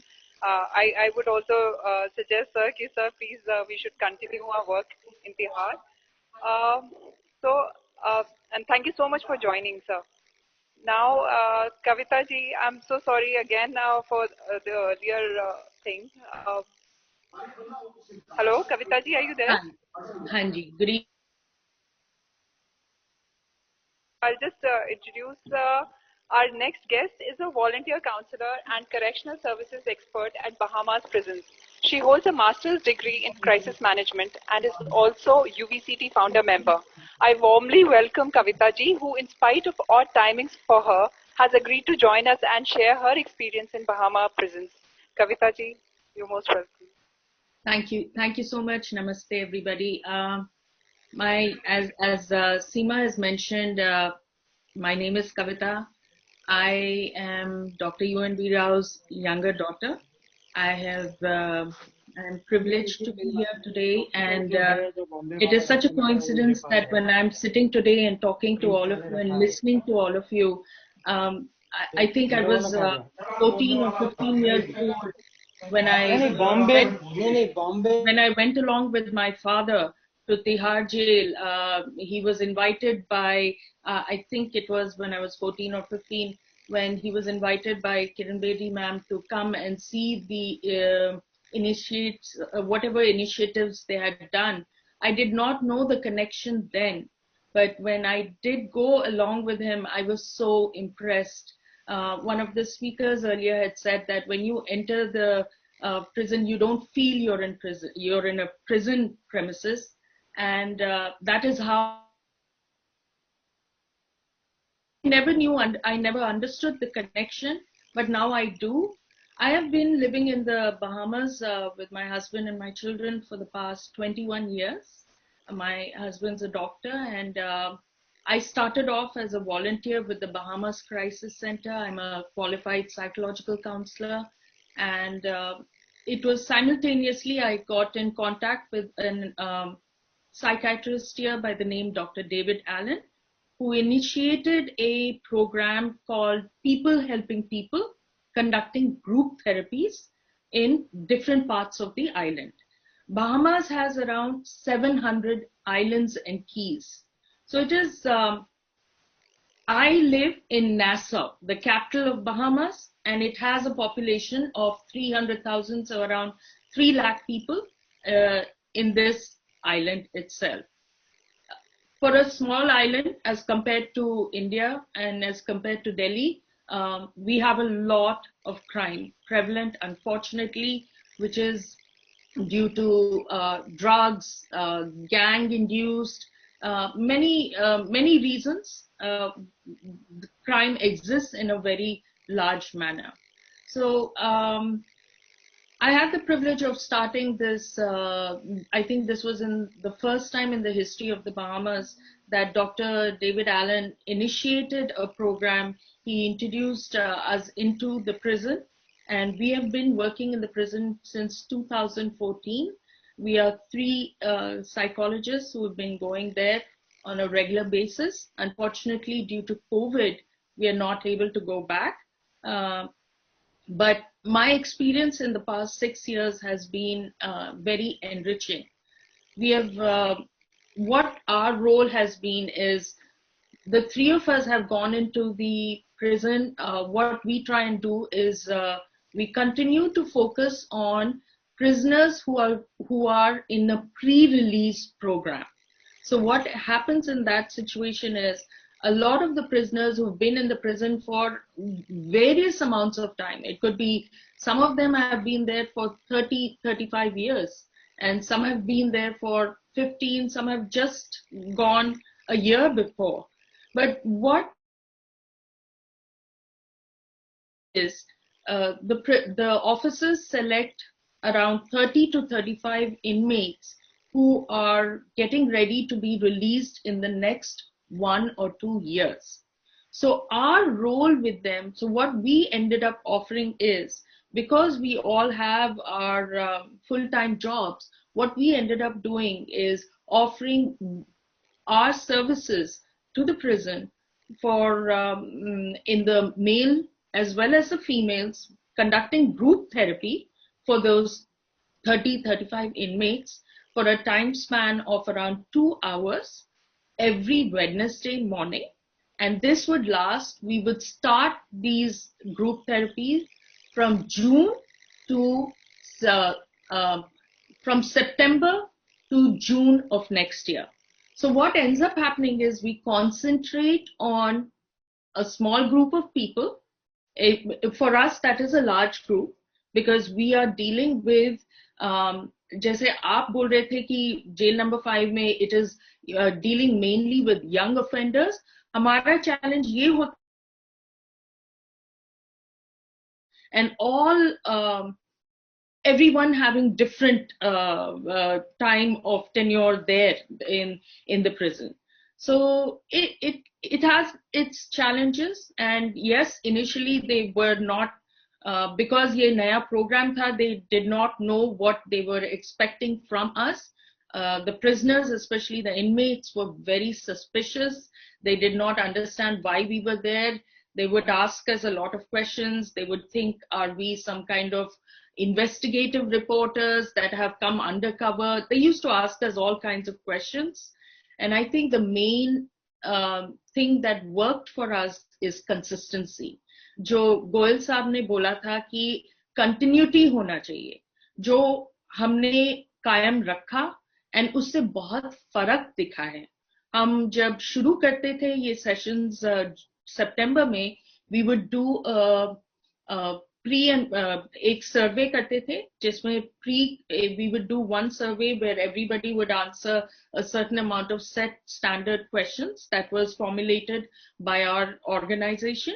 And towards the end of the year, like not even towards the end of the year, when we will be finishing up with that group of inmates, we would do September में एक और हम survey करते थे और फिर उसको analyze करते थे, and it has been recognized as a successful implementation in the prison system. They have, now we get the amount of response we get. तो हम इसमें क्या करते हैं कि as I mentioned to you, these are people who are getting ready to be released in the next 1 or 2 years. What we end up doing is, because it's a group therapy, when I was doing my masters, we were told that group therapy means 5-6 लोगों के साथ बैठना पड़ता है और उनके साथ करना चाहिए. But this was a very unconventional set of standards for us, where we had to sit with 30 inmates, and we would sit in the chapel, because that was the one room that was big enough to accommodate us. And wahan pe there would be 3 police officers. They would take turns. Someone had to be there, because it was 3 ladies who would go into the male prison. And over the how we conduct it is, we have kind of developed a book, almost with set standard how we are going to go about it, in order to form some structure. Our intention with this program is that we want to offer second chances to our inmates. We want them to know that when they get out from there, because a lot of them are angry, they are very angry, they are very, they have a very, a sense of hopelessness within them. So our main intention with that September to June time, going every Wednesday, rain, sunshine, no matter what, we would be there. And I think that had an effect on them because they saw us coming regularly. And because we were coming there regularly and making sure we were there and we answered their questions to, to complete honesty, I think they accepted us. And to the point, we had reached such a stage in our life that all the inmates would tell the other inmates that they need to come to our program. And we are just called the People Helping People program, but the inmates have renamed our program in the prison. They call it the Free Your Mind group. बहुत अच्छा लगा वो सुन के जब they renamed our group and they would tell us how much they look forward to it. We would sit with them in a circle, एक circle में बैठ के, we would have an interaction. We would either start with, most importantly, and this was very important for us, and we saw the effects, the positive effects from it, is we started with mindful exercises, which was absolutely new to our inmates. In fact, it's a new phenomenon for a lot of people. Mindful exercises is more like a meditation. And so what we would end up doing is, once we'd all settle down, the first thing we would do is a mindful exercise, which would not last more than 3 to 4 minutes, because I feel beyond that there will be distraction. So after that, they would start with a prayer, and then we would conduct we would take up a topic. It could be in relation to anger management, it could be in relation to relationships, it could be in relation to past mistakes, which we would talk about. It would be a very interactive session. The 2 hours with the male inmates would be allowing them to share their stories. And the more they would share, the more they would learn from other inmates, and the more they would be able to learn from. What we would end up doing is just summarizing everything that has been discussed for the day, and try and tell them to think about what has been discussed, and when we come back next week, we will maintain a continuity. So it has been. If you could please take another I'm minute. Winding up now. Yeah. I'm winding up. So it has been a successful program so far, but unfortunately during this phase of COVID, we are having our challenges. We have been requested not to come for our own safety and in just from every aspect. So I thank you so much for allowing me to speak and sharing my experience in the Bahamas with the prison experience. Thank you very much, Seema. Thank you so much, Kavita ji. It was lovely listening about your experience and all the esteemed speakers so far. It gets more interesting when you have a panel of experts to discuss about the possible reformation technique and challenges faced. I would like to invite Professor Girish, former Professor of Education with Lady Irwin College and presently Senior Consultant with UVCT, to kindly coordinate and sum up the deliberations at the end. Girish ma'am. Thank you, Seema. We now have a panel discussion on reforming techniques and challenges faced. So I now invite actually all of them to, unmute and, show themselves. So first, in fact, first of all, I welcome all the experts, panelists who are here with us. First, Dr. Vijay Raghavan. Professor Vijay Raghavan, is he there? Please. Maybe we can all have them. Can you hear me, Seema? Yes, I'm there. Raghavan? Yes, Yeah, yes. sure. So welcome to the panel discussion. So I'll introduce them gradually. Maybe all of them can come on the screen first. Maybe if all of them can come on the screen. Is it possible? No. Okay. Then Dr. Raghavan, I'll introduce you. So first and then welcome. The dais is yours. He's currently professor at Center of Criminology and his co-leader Prayas project. His long experience includes protecting legal rights, women prisoners and reforming them. Member of the prestigious committees like Committee on Prevention of Atrocities Against Women and Justice Radhakrishna Reform Committee in Maharashtra. He is also principal researcher for the National Research Study on Human Trafficking in India. Welcome, sir. I now invite you to share your valuable thoughts. You know we have a limited time, but please share your wisdom. Yes. Thank you. Thank you so much.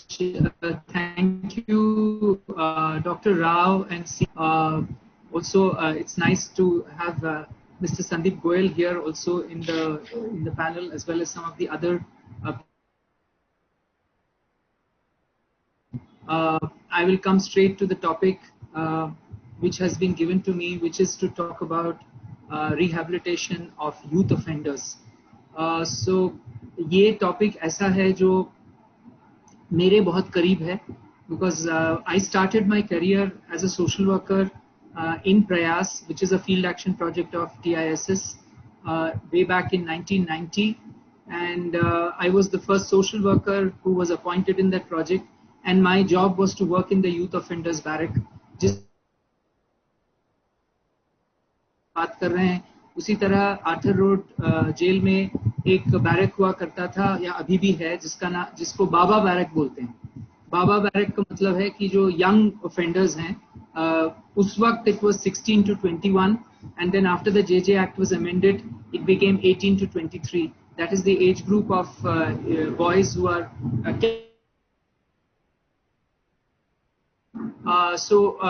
Prayas has been working with this group now for more than 30 years, and we work in 6 prisons in Maharashtra and Gujarat. Our experience of having worked with youth offenders has been that, and which is true of all prison populations, is that most of them come from very marginalized backgrounds.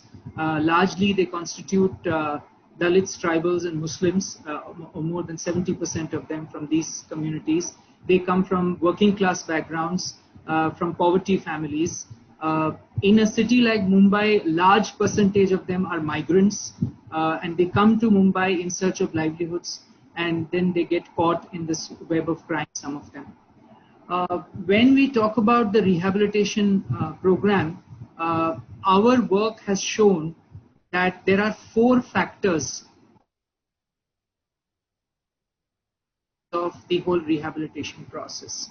And these 4 factors are, number 1, the lack of stable shelter. This is one of the important factors which influences a person's journey into crime. The second is lack of legal livelihood opportunities. The third is lack of stable family relationships and positive people in the person's life. And the fourth is the history of substance abuse. These are the 4 factors which have a role to play when it comes to a person's journey into crime. In fact, most people understand rehabilitation in the context of vocational training. And I'm so happy that Urivi Vikram Charitable Trust has a different focus, because otherwise the common way of looking at rehabilitation is usko koi training de. But it is not as simple as that. And therefore we have developed a rehabilitation program which starts from inside prison through our social workers who visit the prison on a very regular basis. But the focus shifts once they come out of prison. And this program we have named and we call it the NGO placement program, where we place these beneficiaries in the NGO sector for a prolonged period of time with a stipend that is paid from our side. and this stipend takes care of their basic subsistence while they are with us. And what we basically do is to associate them with different types of NGOs working on health, with street children, NGOs working with HIV/AIDS. And what we try to do during this period is to help them develop a skill while being placed within the NGO. It is like an on-the-job apprenticeship program. Now the question that can be asked is why an NGO and why not direct entry into private sector? And that's because our experience has shown that direct entry into private sector is not very easy for this group, particularly because they have social stigma and plus because they have faced a past of violence and trauma in their lives. And therefore the private sector becomes too competitive for them in the initial phase. Placement in the NGO sector helps them to develop social skills, helps them to re-socialize, as well as learn a skill, including the vocational training skills that are imparted through the results, and has shown us that it is possible to bring about a change in people's life. Many of these young ex-offenders are now working in the NGOs as para-professional social workers, as outreach workers, as health workers, and some of them have gone on to start their own social entrepreneurship.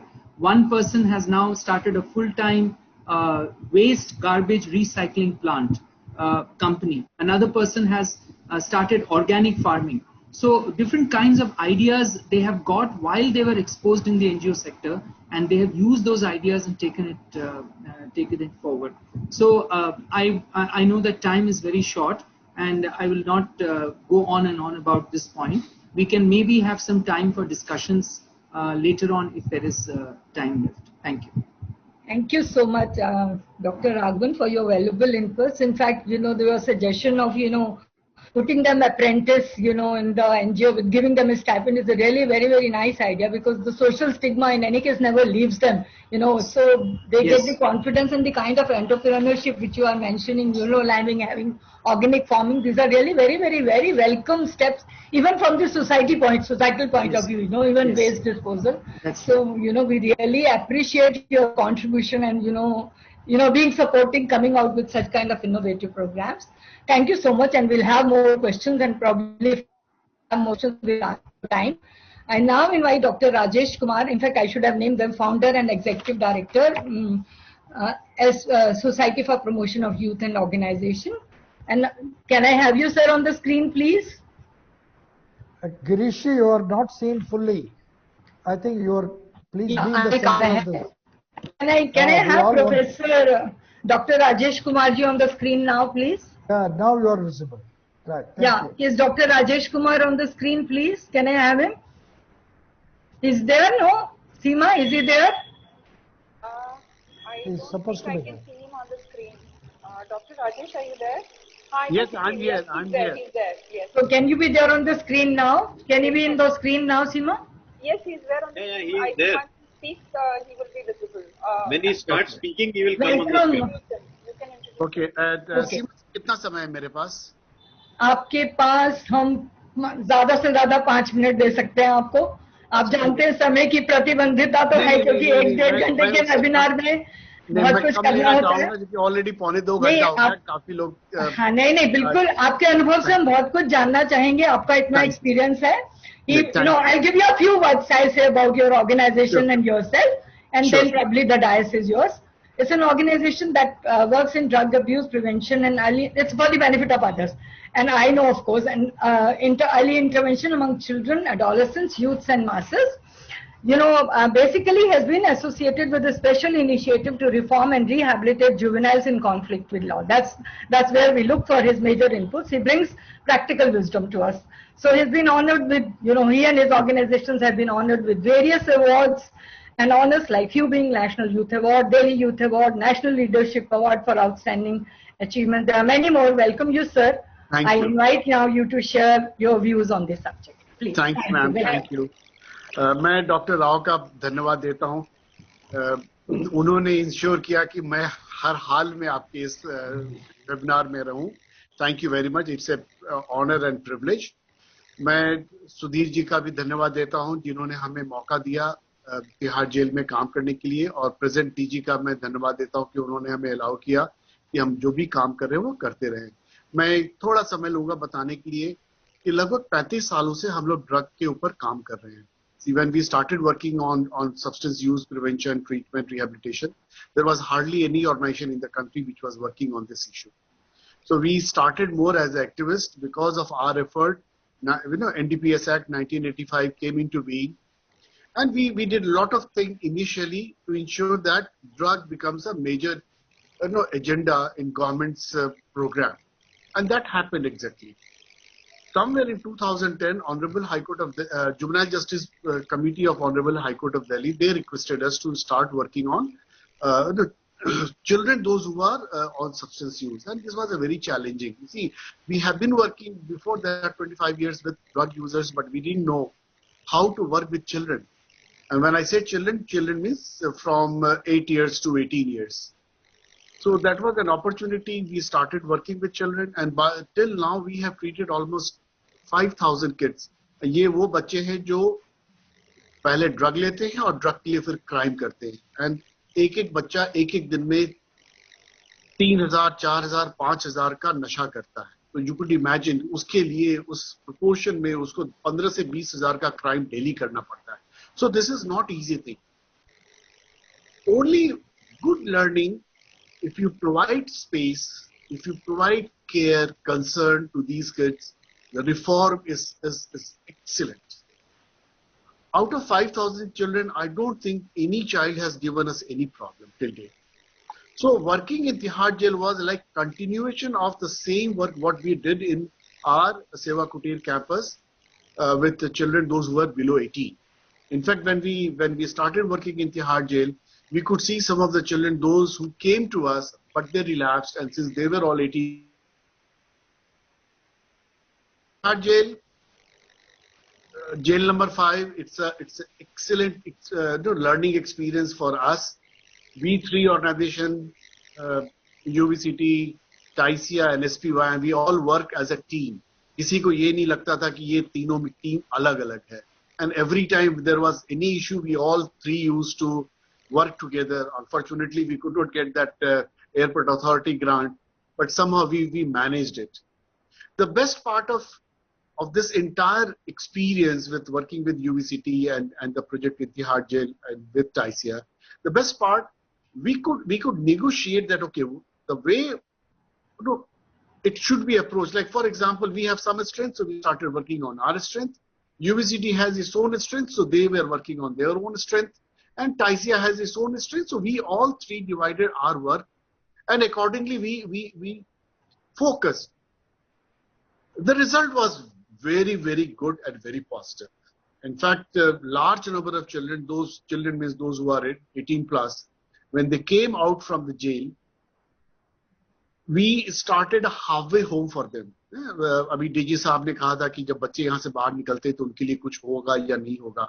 सो हम लोगों ने दक्षिणपुरी में एक halfway home बनाया है. In fact 3-4 बहुत अच्छी फिल्में हैं उन बच्चों के ऊपर. उन बच्चों के कंसेंट से ये हमारा SPYM इंडिया का जो यूट्यूब साइट है, वहाँ पे अगर आप देखेंगे, एक अनसोल्ड बच्चा है, उसने वॉलंटरीली अपना सारा डिस्क्लोजर दिया है कि कैसे वो जेल में गया, कैसे वो जेल में इस प्रोग्राम का पार्ट बना, फिर प्रोग्राम से कैसे वो बाहर निकला, कैसे उसका बेल हुआ, बेल होने के बाद उसमें क्या क्या रिफॉर्म आ गया, और उस रिफॉर्म के बाद now he is our staff. At least 20+ जो एक्स तिहाड़ के बच्चे हैं वो आज हमारे SPYM में काम कर रहे हैं, चाहे तो डायरेक्टली काम कर रहे हैं या हमारे कुछ प्रोजेक्ट्स हैं दिल्ली गवर्नमेंट के हॉस्पिटल के साथ, उनके साथ वो काम कर रहे हैं. तो ये एक बड़ा पॉजिटिव, ये they became role model. Halfway home उन बच्चों के लिए जो बच्चे घर नहीं जाना चाहते हैं, या वो बच्चे जो माँ बाप घर नहीं ले जाना चाहते अपने बच्चों को, क्योंकि उनका माहौल वहाँ उतना अच्छा नहीं है, या माहौल ऐसा है जिसमें उनको लगता है कि मेरा बच्चा वापस ड्रग में चला जाएगा. तो एक जो हाफवे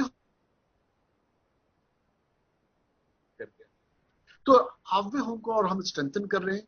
हाफवे होम में उनको हम लिंक करते हैं जितने भी ट्रेनिंग प्रोग्राम्स है गवर्नमेंट ऑफ इंडिया के, प्राइम मिनिस्टर जो स्किल योजना है उसके अंतर्गत, कुछ प्रोग्राम्स जो प्राइवेट CSR के इनिशिएटिव से चलता है उनके साथ हम उनको लिंक करते हैं।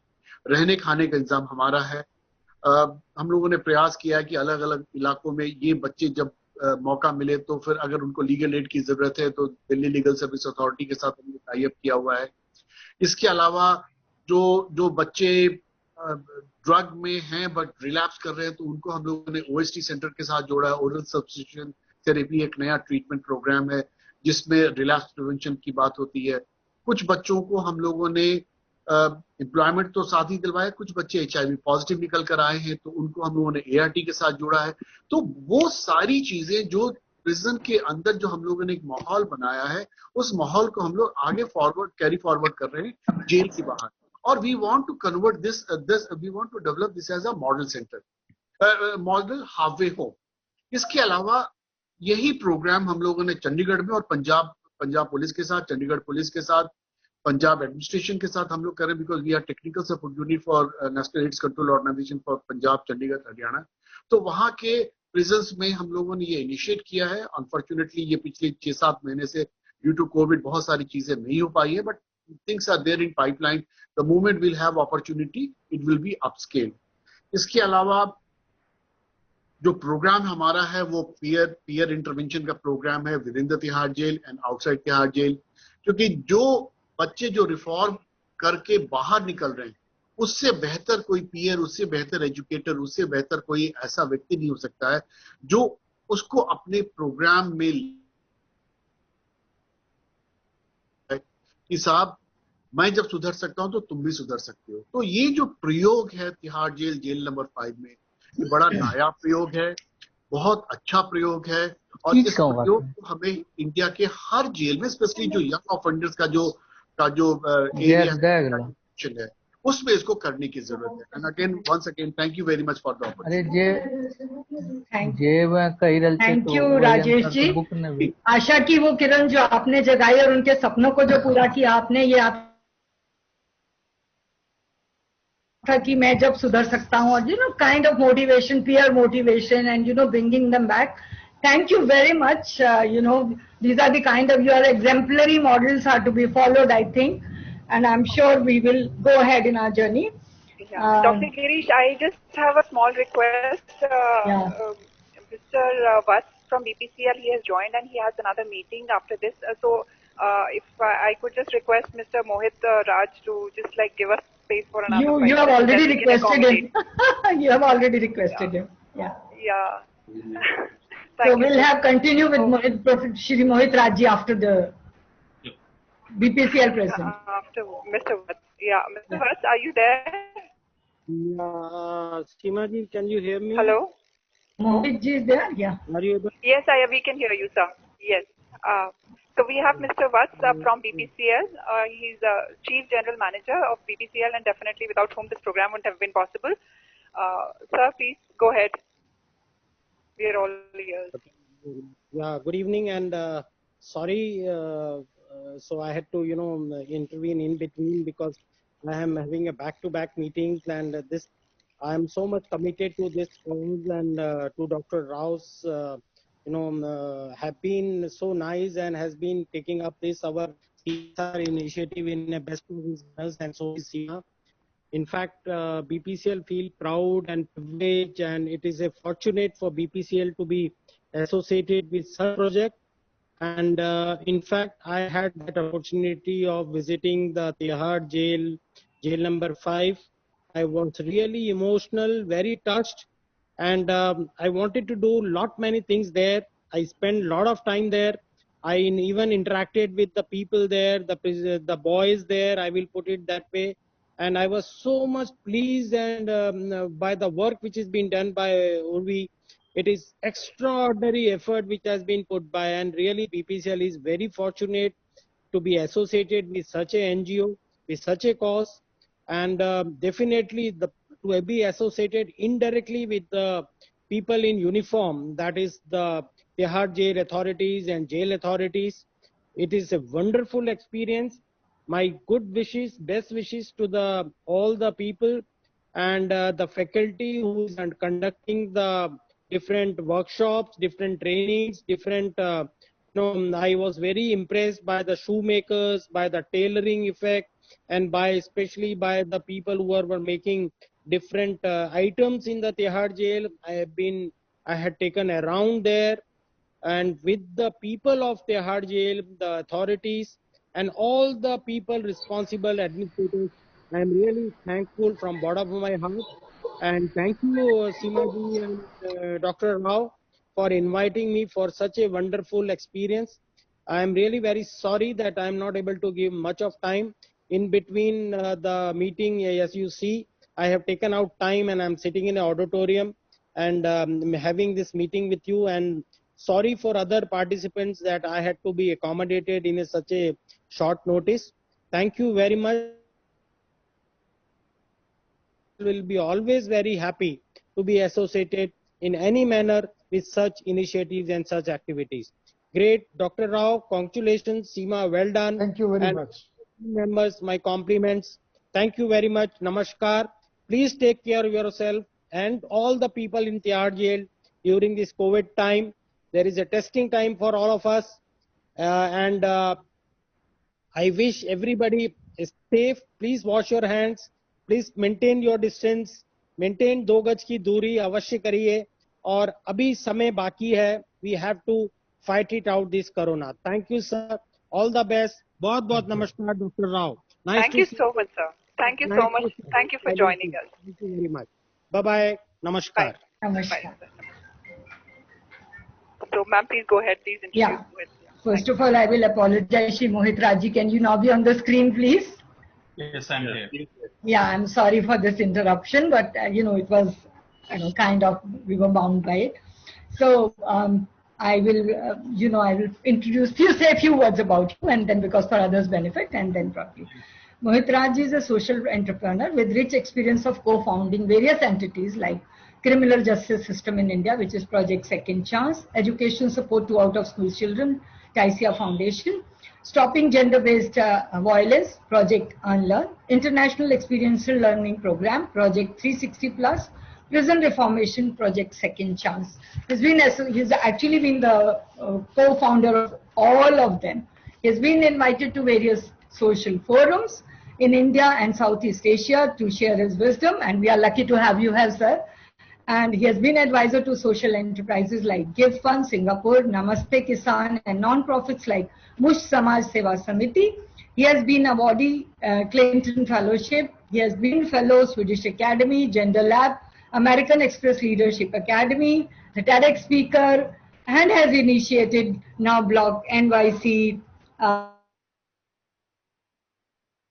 Privileged to have you here and share your wisdom, please. Dice is yours. Thank you, thank you. I'm sorry for such a long introduction. No, yes, I just wish to share very quickly that when Better Life Prison School, before going to the topic, I'll just share that when Better Life Prison School was conceptualized, we were asked by Mr. Yadav to actually identify the problem first, which actually as a leader, which you don't see very easily.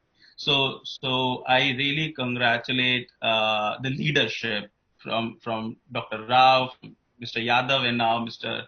Goyal, that you can't have such initiatives without that kind of leadership, where you. So what we did is that we took a very systems change approach. We did a 600 people. We took a 600 people survey, and we actually identified 5 issues on which we basically came up that these are the 5 things which we need to work in a better skills, mental health, and what we also identified is the legal aid support at that time with drug de-addiction. And to support us with the organizations, and UVCT and SPYM were the first organizations that Mr. Yadav suggested to bring on board to do the Better Life. We looked at it's a broader framework when you have to deal with young offenders. You can't. We had a big question of how to solve the issue versus the complexity of issue. And we realized that when you're working with an age group like this, it's not like building a bridge. You have to have somewhere the lens of law enforcement was not working. So somewhere you have to bring a very humane approach. So what we realized is that how about engaging these young people in a very structured format like a school in the daytime, and all the organizations came together and the prison authorities actually gave us award, and we started doing it, and now it's been 3 years and it worked out, and we saw that today with UVCT's work. Uh, we Where we talk about the rehabilitation, what we really think is that it's also not a very simple issue. You have so many thematics that Mr. Raghavan also said, from the shelter to legal aid support to jobs. They need when somebody have to rehabilitate post release, you need to have a very much multidisciplinary approach.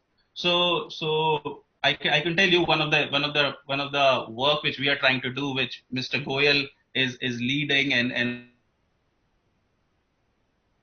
people get released, can we set up a helpline? And the helpline is when they go out, if they need support, can we just connect? Because one organization, when Mr. Goyal today somewhere asked how much we can do outside prison, one organization cannot solve these issues. You have to have consortium of organizations who are experts in. Somebody is an expert in providing jobs to ex-prisoners. Somebody is an expert of providing legal aid support. So what we are trying to do is we have set up a group of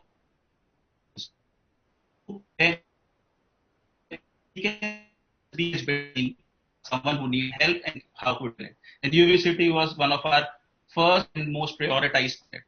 So this is where we think we are heading. If you have to somewhere rehabilitate someone, you need to have a very multidisciplinary approach, and who are already doing it better.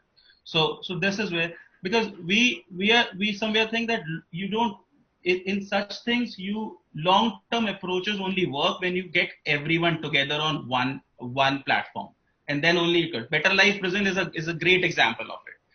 We would not have done anything, maybe UVCT, SPYM, there are more organizations here, Pratham. We would not have achieved anything if we would have worked in isolation. So we all got together, worked as a family, and things started working out. Yes. That's all. Thank you, sir. You want to add any one of your more insight?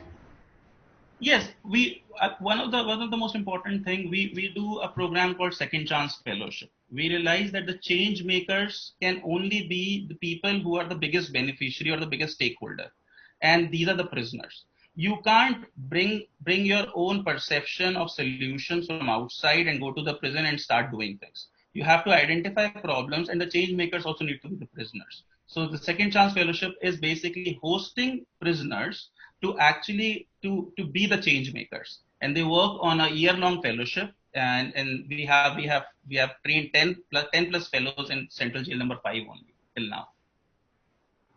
Thank you very much. It's a similar kind of a thing which probably Dr. Rajeshji was also speaking, kind of training program. That's right. Thank you very much. If we have any questions, we will share it with you again and will trouble you again. Thank you very much, Fush, for sharing your wisdom. We initially used to have one fourth speaker. Initially was Mangala Ji Honawar from Tata Trust, who will be sharing her. Can we have her on the screen, please, Tarini Ji? Tarini Ji, can we have you on the screen, please? Seema, can we have Tarini Ji on the screen, please? I think she. Madam, I think she will come on the screen automatically once she starts speaking. Okay, Tarini Patikan, please. Okay, in case if we have lost her, we can just have another 5 minutes or she will share her impressions with us. She's. Ma'am, we can I think just go ahead with the discussion if there is any general. Then I will invite Anil Ji on the last person. Yes. I think I don't think she's on the screen right now. Is sharing the screen with us. So thanks a lot. Anyway, now I will invite Anil Ji. Anil Ji is quite well known to all of us, and he doesn't need much of introduction to many of us, but anyway, still I'll give a little formal introduction to many of us who are on the new. Anil Girotra ji is a banker by profession who retired as an executive director Andhra Bank. He has been involved in social entrepreneurship while on the job, in fact. But he expanded his wings and now works with various non-profit organizations. He is honorary rehabilitation consultant at UBTC since long, along with many unmentioned work which he does. He supervised the execution of this Tihar Jail project. Thank you, sir, for supporting and being there to guide us always. Stage is yours to share your field experience and guide us. Thank you, madam. Thank you. Thank you, madam. In fact, it is a privilege for me that I have been associated with this project of Better Life Prison School right from beginning 3 years back when I went for the first time. So it has been illuminating to listen to so many experts, particularly Mr. Sudhir Yadav, who was a brain behind this school, then Sandeep Goyal ji, and many experts like Vijay Raghavan Saab, Dr. Rajesh, and Mohit ji. In fact, Kavita ji gave a different perspective from USA. Of course, there is slight difference between that country and ours, but still, basic nature or basic psychology of any criminal is almost the same, whether it is here or there. So I found a lot of similarities when she was relating things over there. That's quite long. So people are going on bail and then outside, then they need to be probably rehabilitated. Anyway, coming to the subject, as I mentioned, that very little has to be said by me.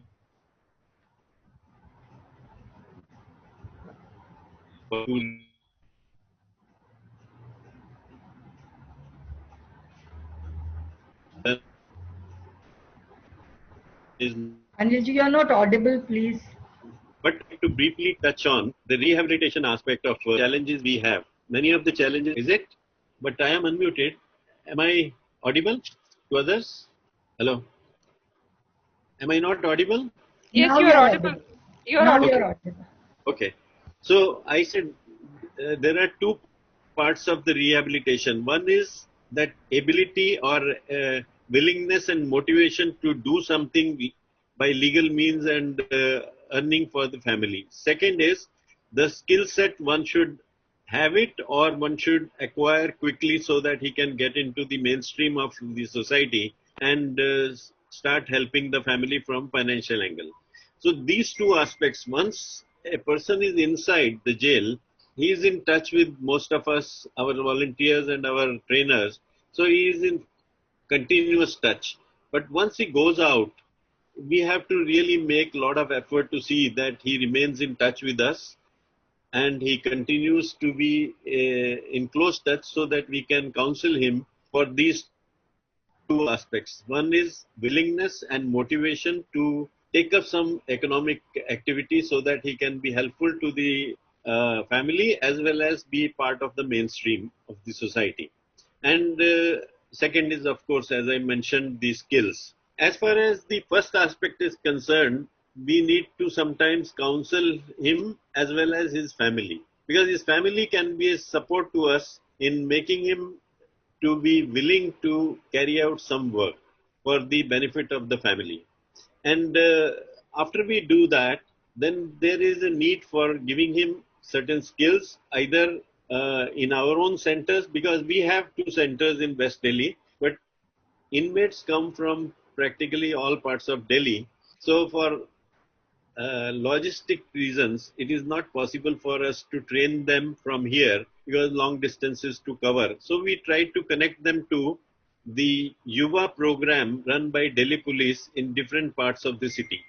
That helps us to connect them to certain programs which even sometimes we may not be conducting, but Yuva program, they have those activities.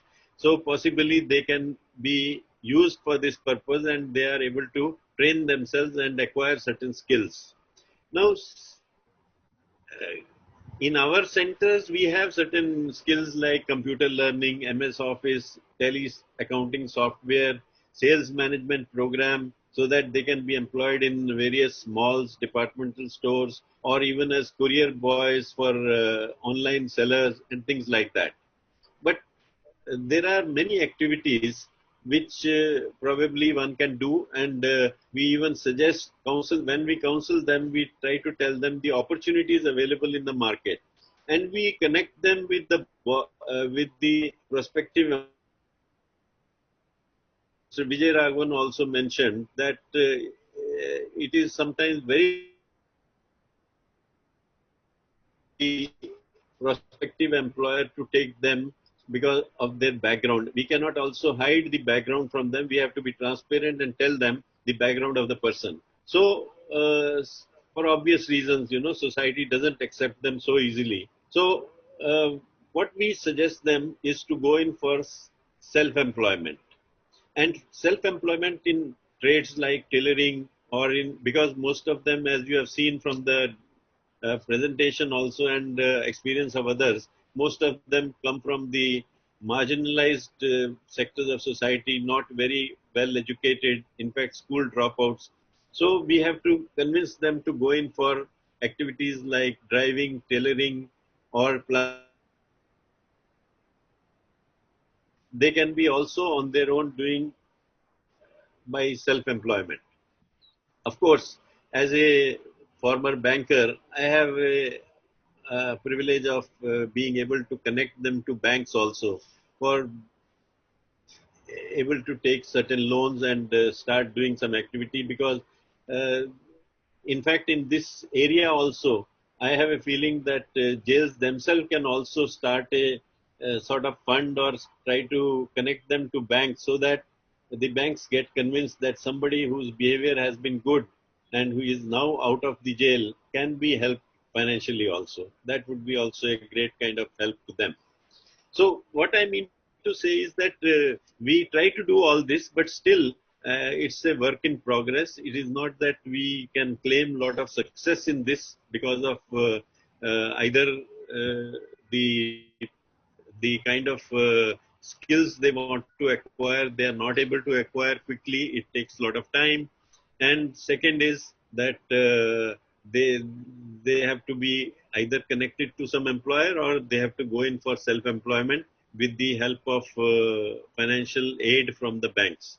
So that is what we have been trying to do, and we hope that we will be able to succeed in due course with certain help from coming from various other institutions, particularly the banks. So thank you very much, everyone. And it has been a great thing that so many people got collected, and we could hear them, and we could also express ourselves with our views. Thank you very much. Thanks, Anilji, for your sharing your experience and wisdom. Seemaji, are there any? Do we have any questions to ask or anything, or should I wind up with this? Seemaji, should I wind up? Yes. Yes. Is there any question, or is she there? No, I think we can just open the floor if there are any comments from any of the participants. That would be nice. If there is any question, and then we can wind up. Yeah. If there is any inputs from any of the participants, if anybody would like to share anything part of this whole program. I can see Chetna ji, thank you so much for joining and being with us till the end. You've been such a great support throughout. I would formally thank all the panelists. Yeah, sure. But, first of all, I am really excited that Anilji has given a wonderful idea. And in fact, if this idea is collaborated with the Mohit's idea that post-relief helpline works up, I mean, it will show excellent results for these prisoners for rehabilitation. Because the biggest challenge is we have been giving so many trainings in the prison, but when they are out, they don't get placements. They don't get support. In fact, seeding money, let's say a startup, some seeding money, there is a rehabilitation grant concept, but I think that also requires by the government authorities to see the increase in the value.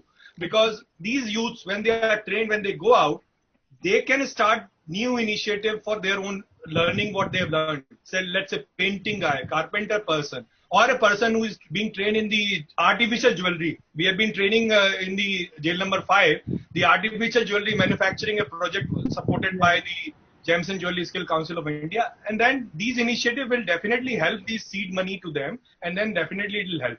And thank you everyone, and it is such a wonderful initiative you have taken, Seemaji, and your team. Thanks, Ajay. Thanks, Ajay, for your wonderful intervention. Basically, if there are no other questions, I would probably sum up the. I just wish to More questions. Two more questions.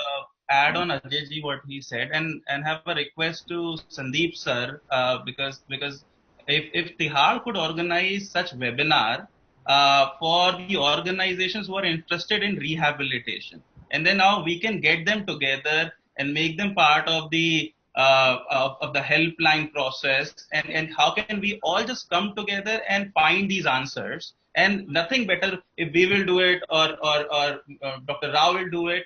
Nothing can impact more than if Tihar will lead that. So somewhere we request Sandeep ji if that could happen. I think it's a very good idea. Thank you. Wonderful. I think closing ceremony, but I think we are looking forward. I first of all formally thank all the panelists for sharing their insights, and we would keep them in mind. We're going to work together.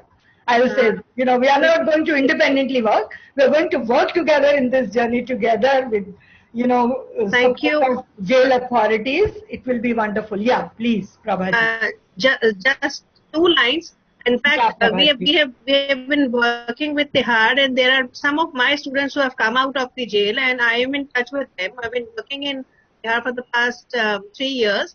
Now, it will be a very good effort if we can come up together to help them stabilize in their lives. I have been in touch with my students. So we can collaborate and we can do this thing. And this is a wonderful idea, and we should keep on having these kinds of webinar, and we can, I have shared my numbers. Please be in touch and let's see how we can work it together. Actually, the best thing is we have to work together, which has come out of it. We have to collaborate and work together. As Mohit just said, none of us are, independently, kind. So probably we have to join hands and work together and come out with. And even Rajesh ji also shared, they're giving them hand holding is really. So probably I'll end up by thanking all and, summing up some of the major things probably, and sum up, and probably you will endorse. And if I miss any point, you can all probably tell me. Basically, as if I look at it, the whole of this webinar, we started with presenting the summary of our, what all we have done, trained about 950 people, and some of them we have been able to reform, and there has been kind of perceptible changes in their attitudes and all that, but there have also been we have been able to rehabilitate only, but in any case that was not also our major agenda, but we have been trying to do that. So as we see right now, this whole look at it, probably there are 2 aspects of it. As Kavita ji said, I'll start with Kavita ji. She said they experience a kind of, these convicts face a lot of hopelessness. So probably there are 2 aspects of it. One is to give them psychological support, to support them, do hand holding so that, they come out of act, and as Anilji also said, there are 2 aspects of it. There has to be a willingness to, to reform and rehabilitate. So this willingness has to come. We have to constantly hand hold them, convert this hopelessness into a hope so that they become ready, accept that. And the second part, which is very, very important, kind of, hand holding in kind of, whether it is entrepreneurship, whether they have some already strength, they might be already trained. So strengthen that, find them an opportunity, like giving them, as Rajesh ji said, in some NGO, So it has to be a kind of work on 2 fronts. First is like giving them life skill training so that they can give them hope, building that kind of personal social dimension. And second part is the skill training part of it. So, and as Raghavanji also said, there are 4 aspects. We can't leave relationships, we come together, and probably promote them for self-employment, give them loans, as Ajay said, get them the seed money, for their working together, or get them trained. So probably we come, now when I was looking, I really come with the hope that we'll be able to sort out and we'll be able to work together and come out with many solutions which will probably hope to the convince. Thank you. Thank you. Seema ji, please take over. Thank you. Yes, now I would like to invite Dr. UNB Rao to,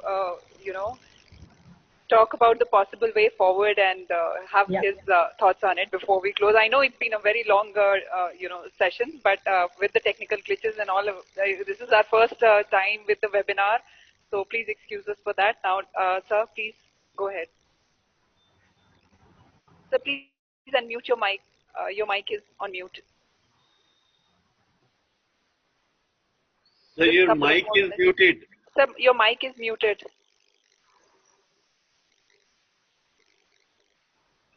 Can you do it from your end?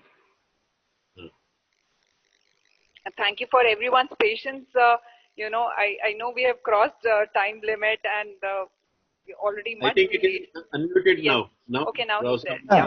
Sir, please. Well, friend, at least my phobia for webinars has gone. I was always thinking it is a madness to keep struggling on the screen and all that.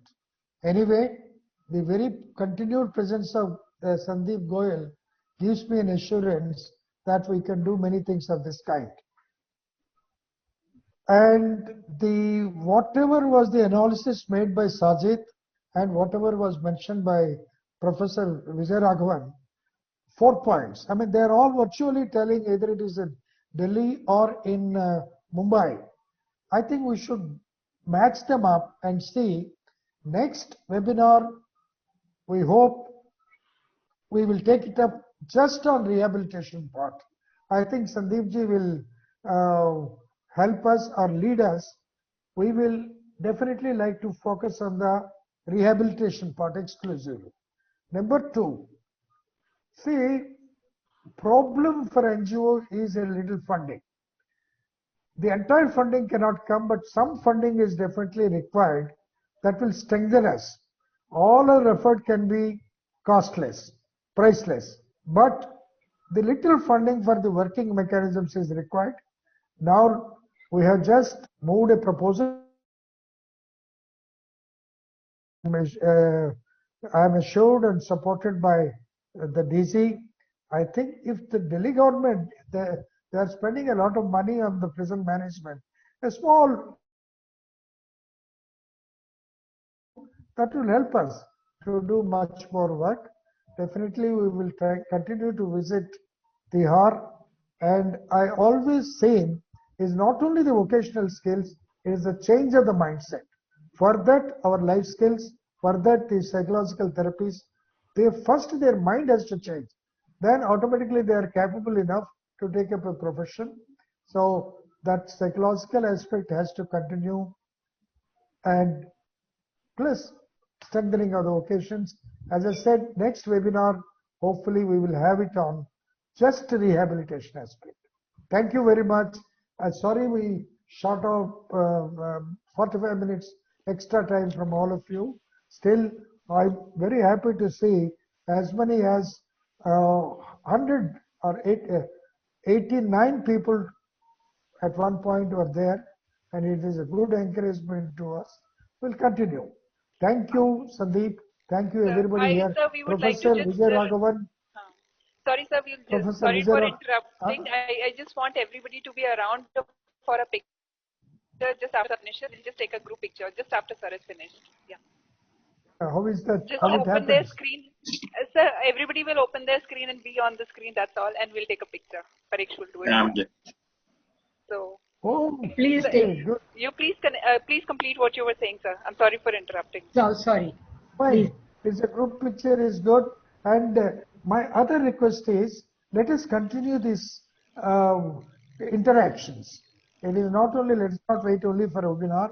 Any points you people have, we have this National Center for Adolescents.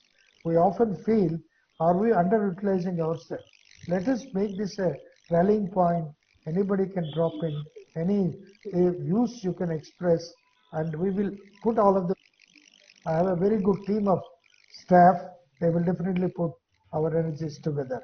Thank you, Swami Vishalanandji. Come, let us have the group photograph. We're already 45 minutes over and above the time. Paresh, please take a picture and let us know once you're done. We won't know if the photographer is still there or left. Paresh, We are all on the screen now. You have to take our picture. so everybody please come. Just take a screenshot. Yeah, you have to take. Just a second, I'm taking. Yeah. Only Tell 4 us or when 5. we have to say cheese. 53 people are on the right now. There are 53. We have 3 screens now, so Paresh will just slide the screen and take 3 pictures. Well, all said and done, Seema, you have done a wonderful job. You have done a wonderful job. You saved me from all. Yes, ma'am, it's We are done. glad to have your online version now. We know all this COVID time he was so reluctant to have web meetings, and I'm so glad that we can do it now. We'll have. Come on, have the picture. Let us say. Yes, ma'am.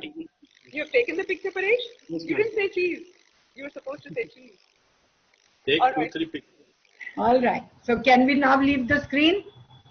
Okay, thank you very All much. right. Thank you. Bye-bye, Seema ji. Thank you. Congratulations. Bye-bye. Doing all the time. Welcome, sir. Thank you, Sandeep, sir. Sir, congratulations for your phobia being removed, and welcome. Thank you, Chetna ji. Bye, Seema. Bye. Bye-bye. Bye, Vijay Particularly, sir. Mr. Vijay well, Raghavan, friends, thank you so much for all your support. Seema, where is our tea? Cup of tea. Seema, Ji, sir. there are some prison officials from Rajasthan, Haryana. Very patiently, they listen to all of us. Yes, I think some are from Andhra Pradesh also are there. Yes. We thank every one of them. Kindly be in touch with us. You can also emulate this program in your own places. Thank you, Joginder Singh Deswal. Oh, from Panipat. All the best. Thank you. Bye-bye. We look forward to a cup of tea at UVCT. Anytime. Yeah, come along. Come along. Anytime. Chai for charcha. Chai pe charcha. Thank you, Gokhale sir. Thank you so much for joining. Thank you, everyone. You're on mute. You have to unmute to speak. Mr. Gokhale, please unmute. I said thank you so much. Thank you so much for inviting us and giving us this opportunity to hear to some of the best stories. Yes. Thank you, Dr. Rao. Yeah. Thank you so much, sir. It wouldn't have been possible without your support. I remember the first day Come on, BPCL. come on. We stopped BPCL for 1 year. We were stalking you. And we managed to get it. I still remember the audience and how many visits Dr. Rao had to make to BPCL. And the whole conversation about tangible results and no tangible results. Oh my God! But we are so glad that we are seeing this day today, and we just hope that we see many more. Sure. Yeah. Sure. Thank you so much. Okay. Thank you. Bye. Thank you. Bye. Bye.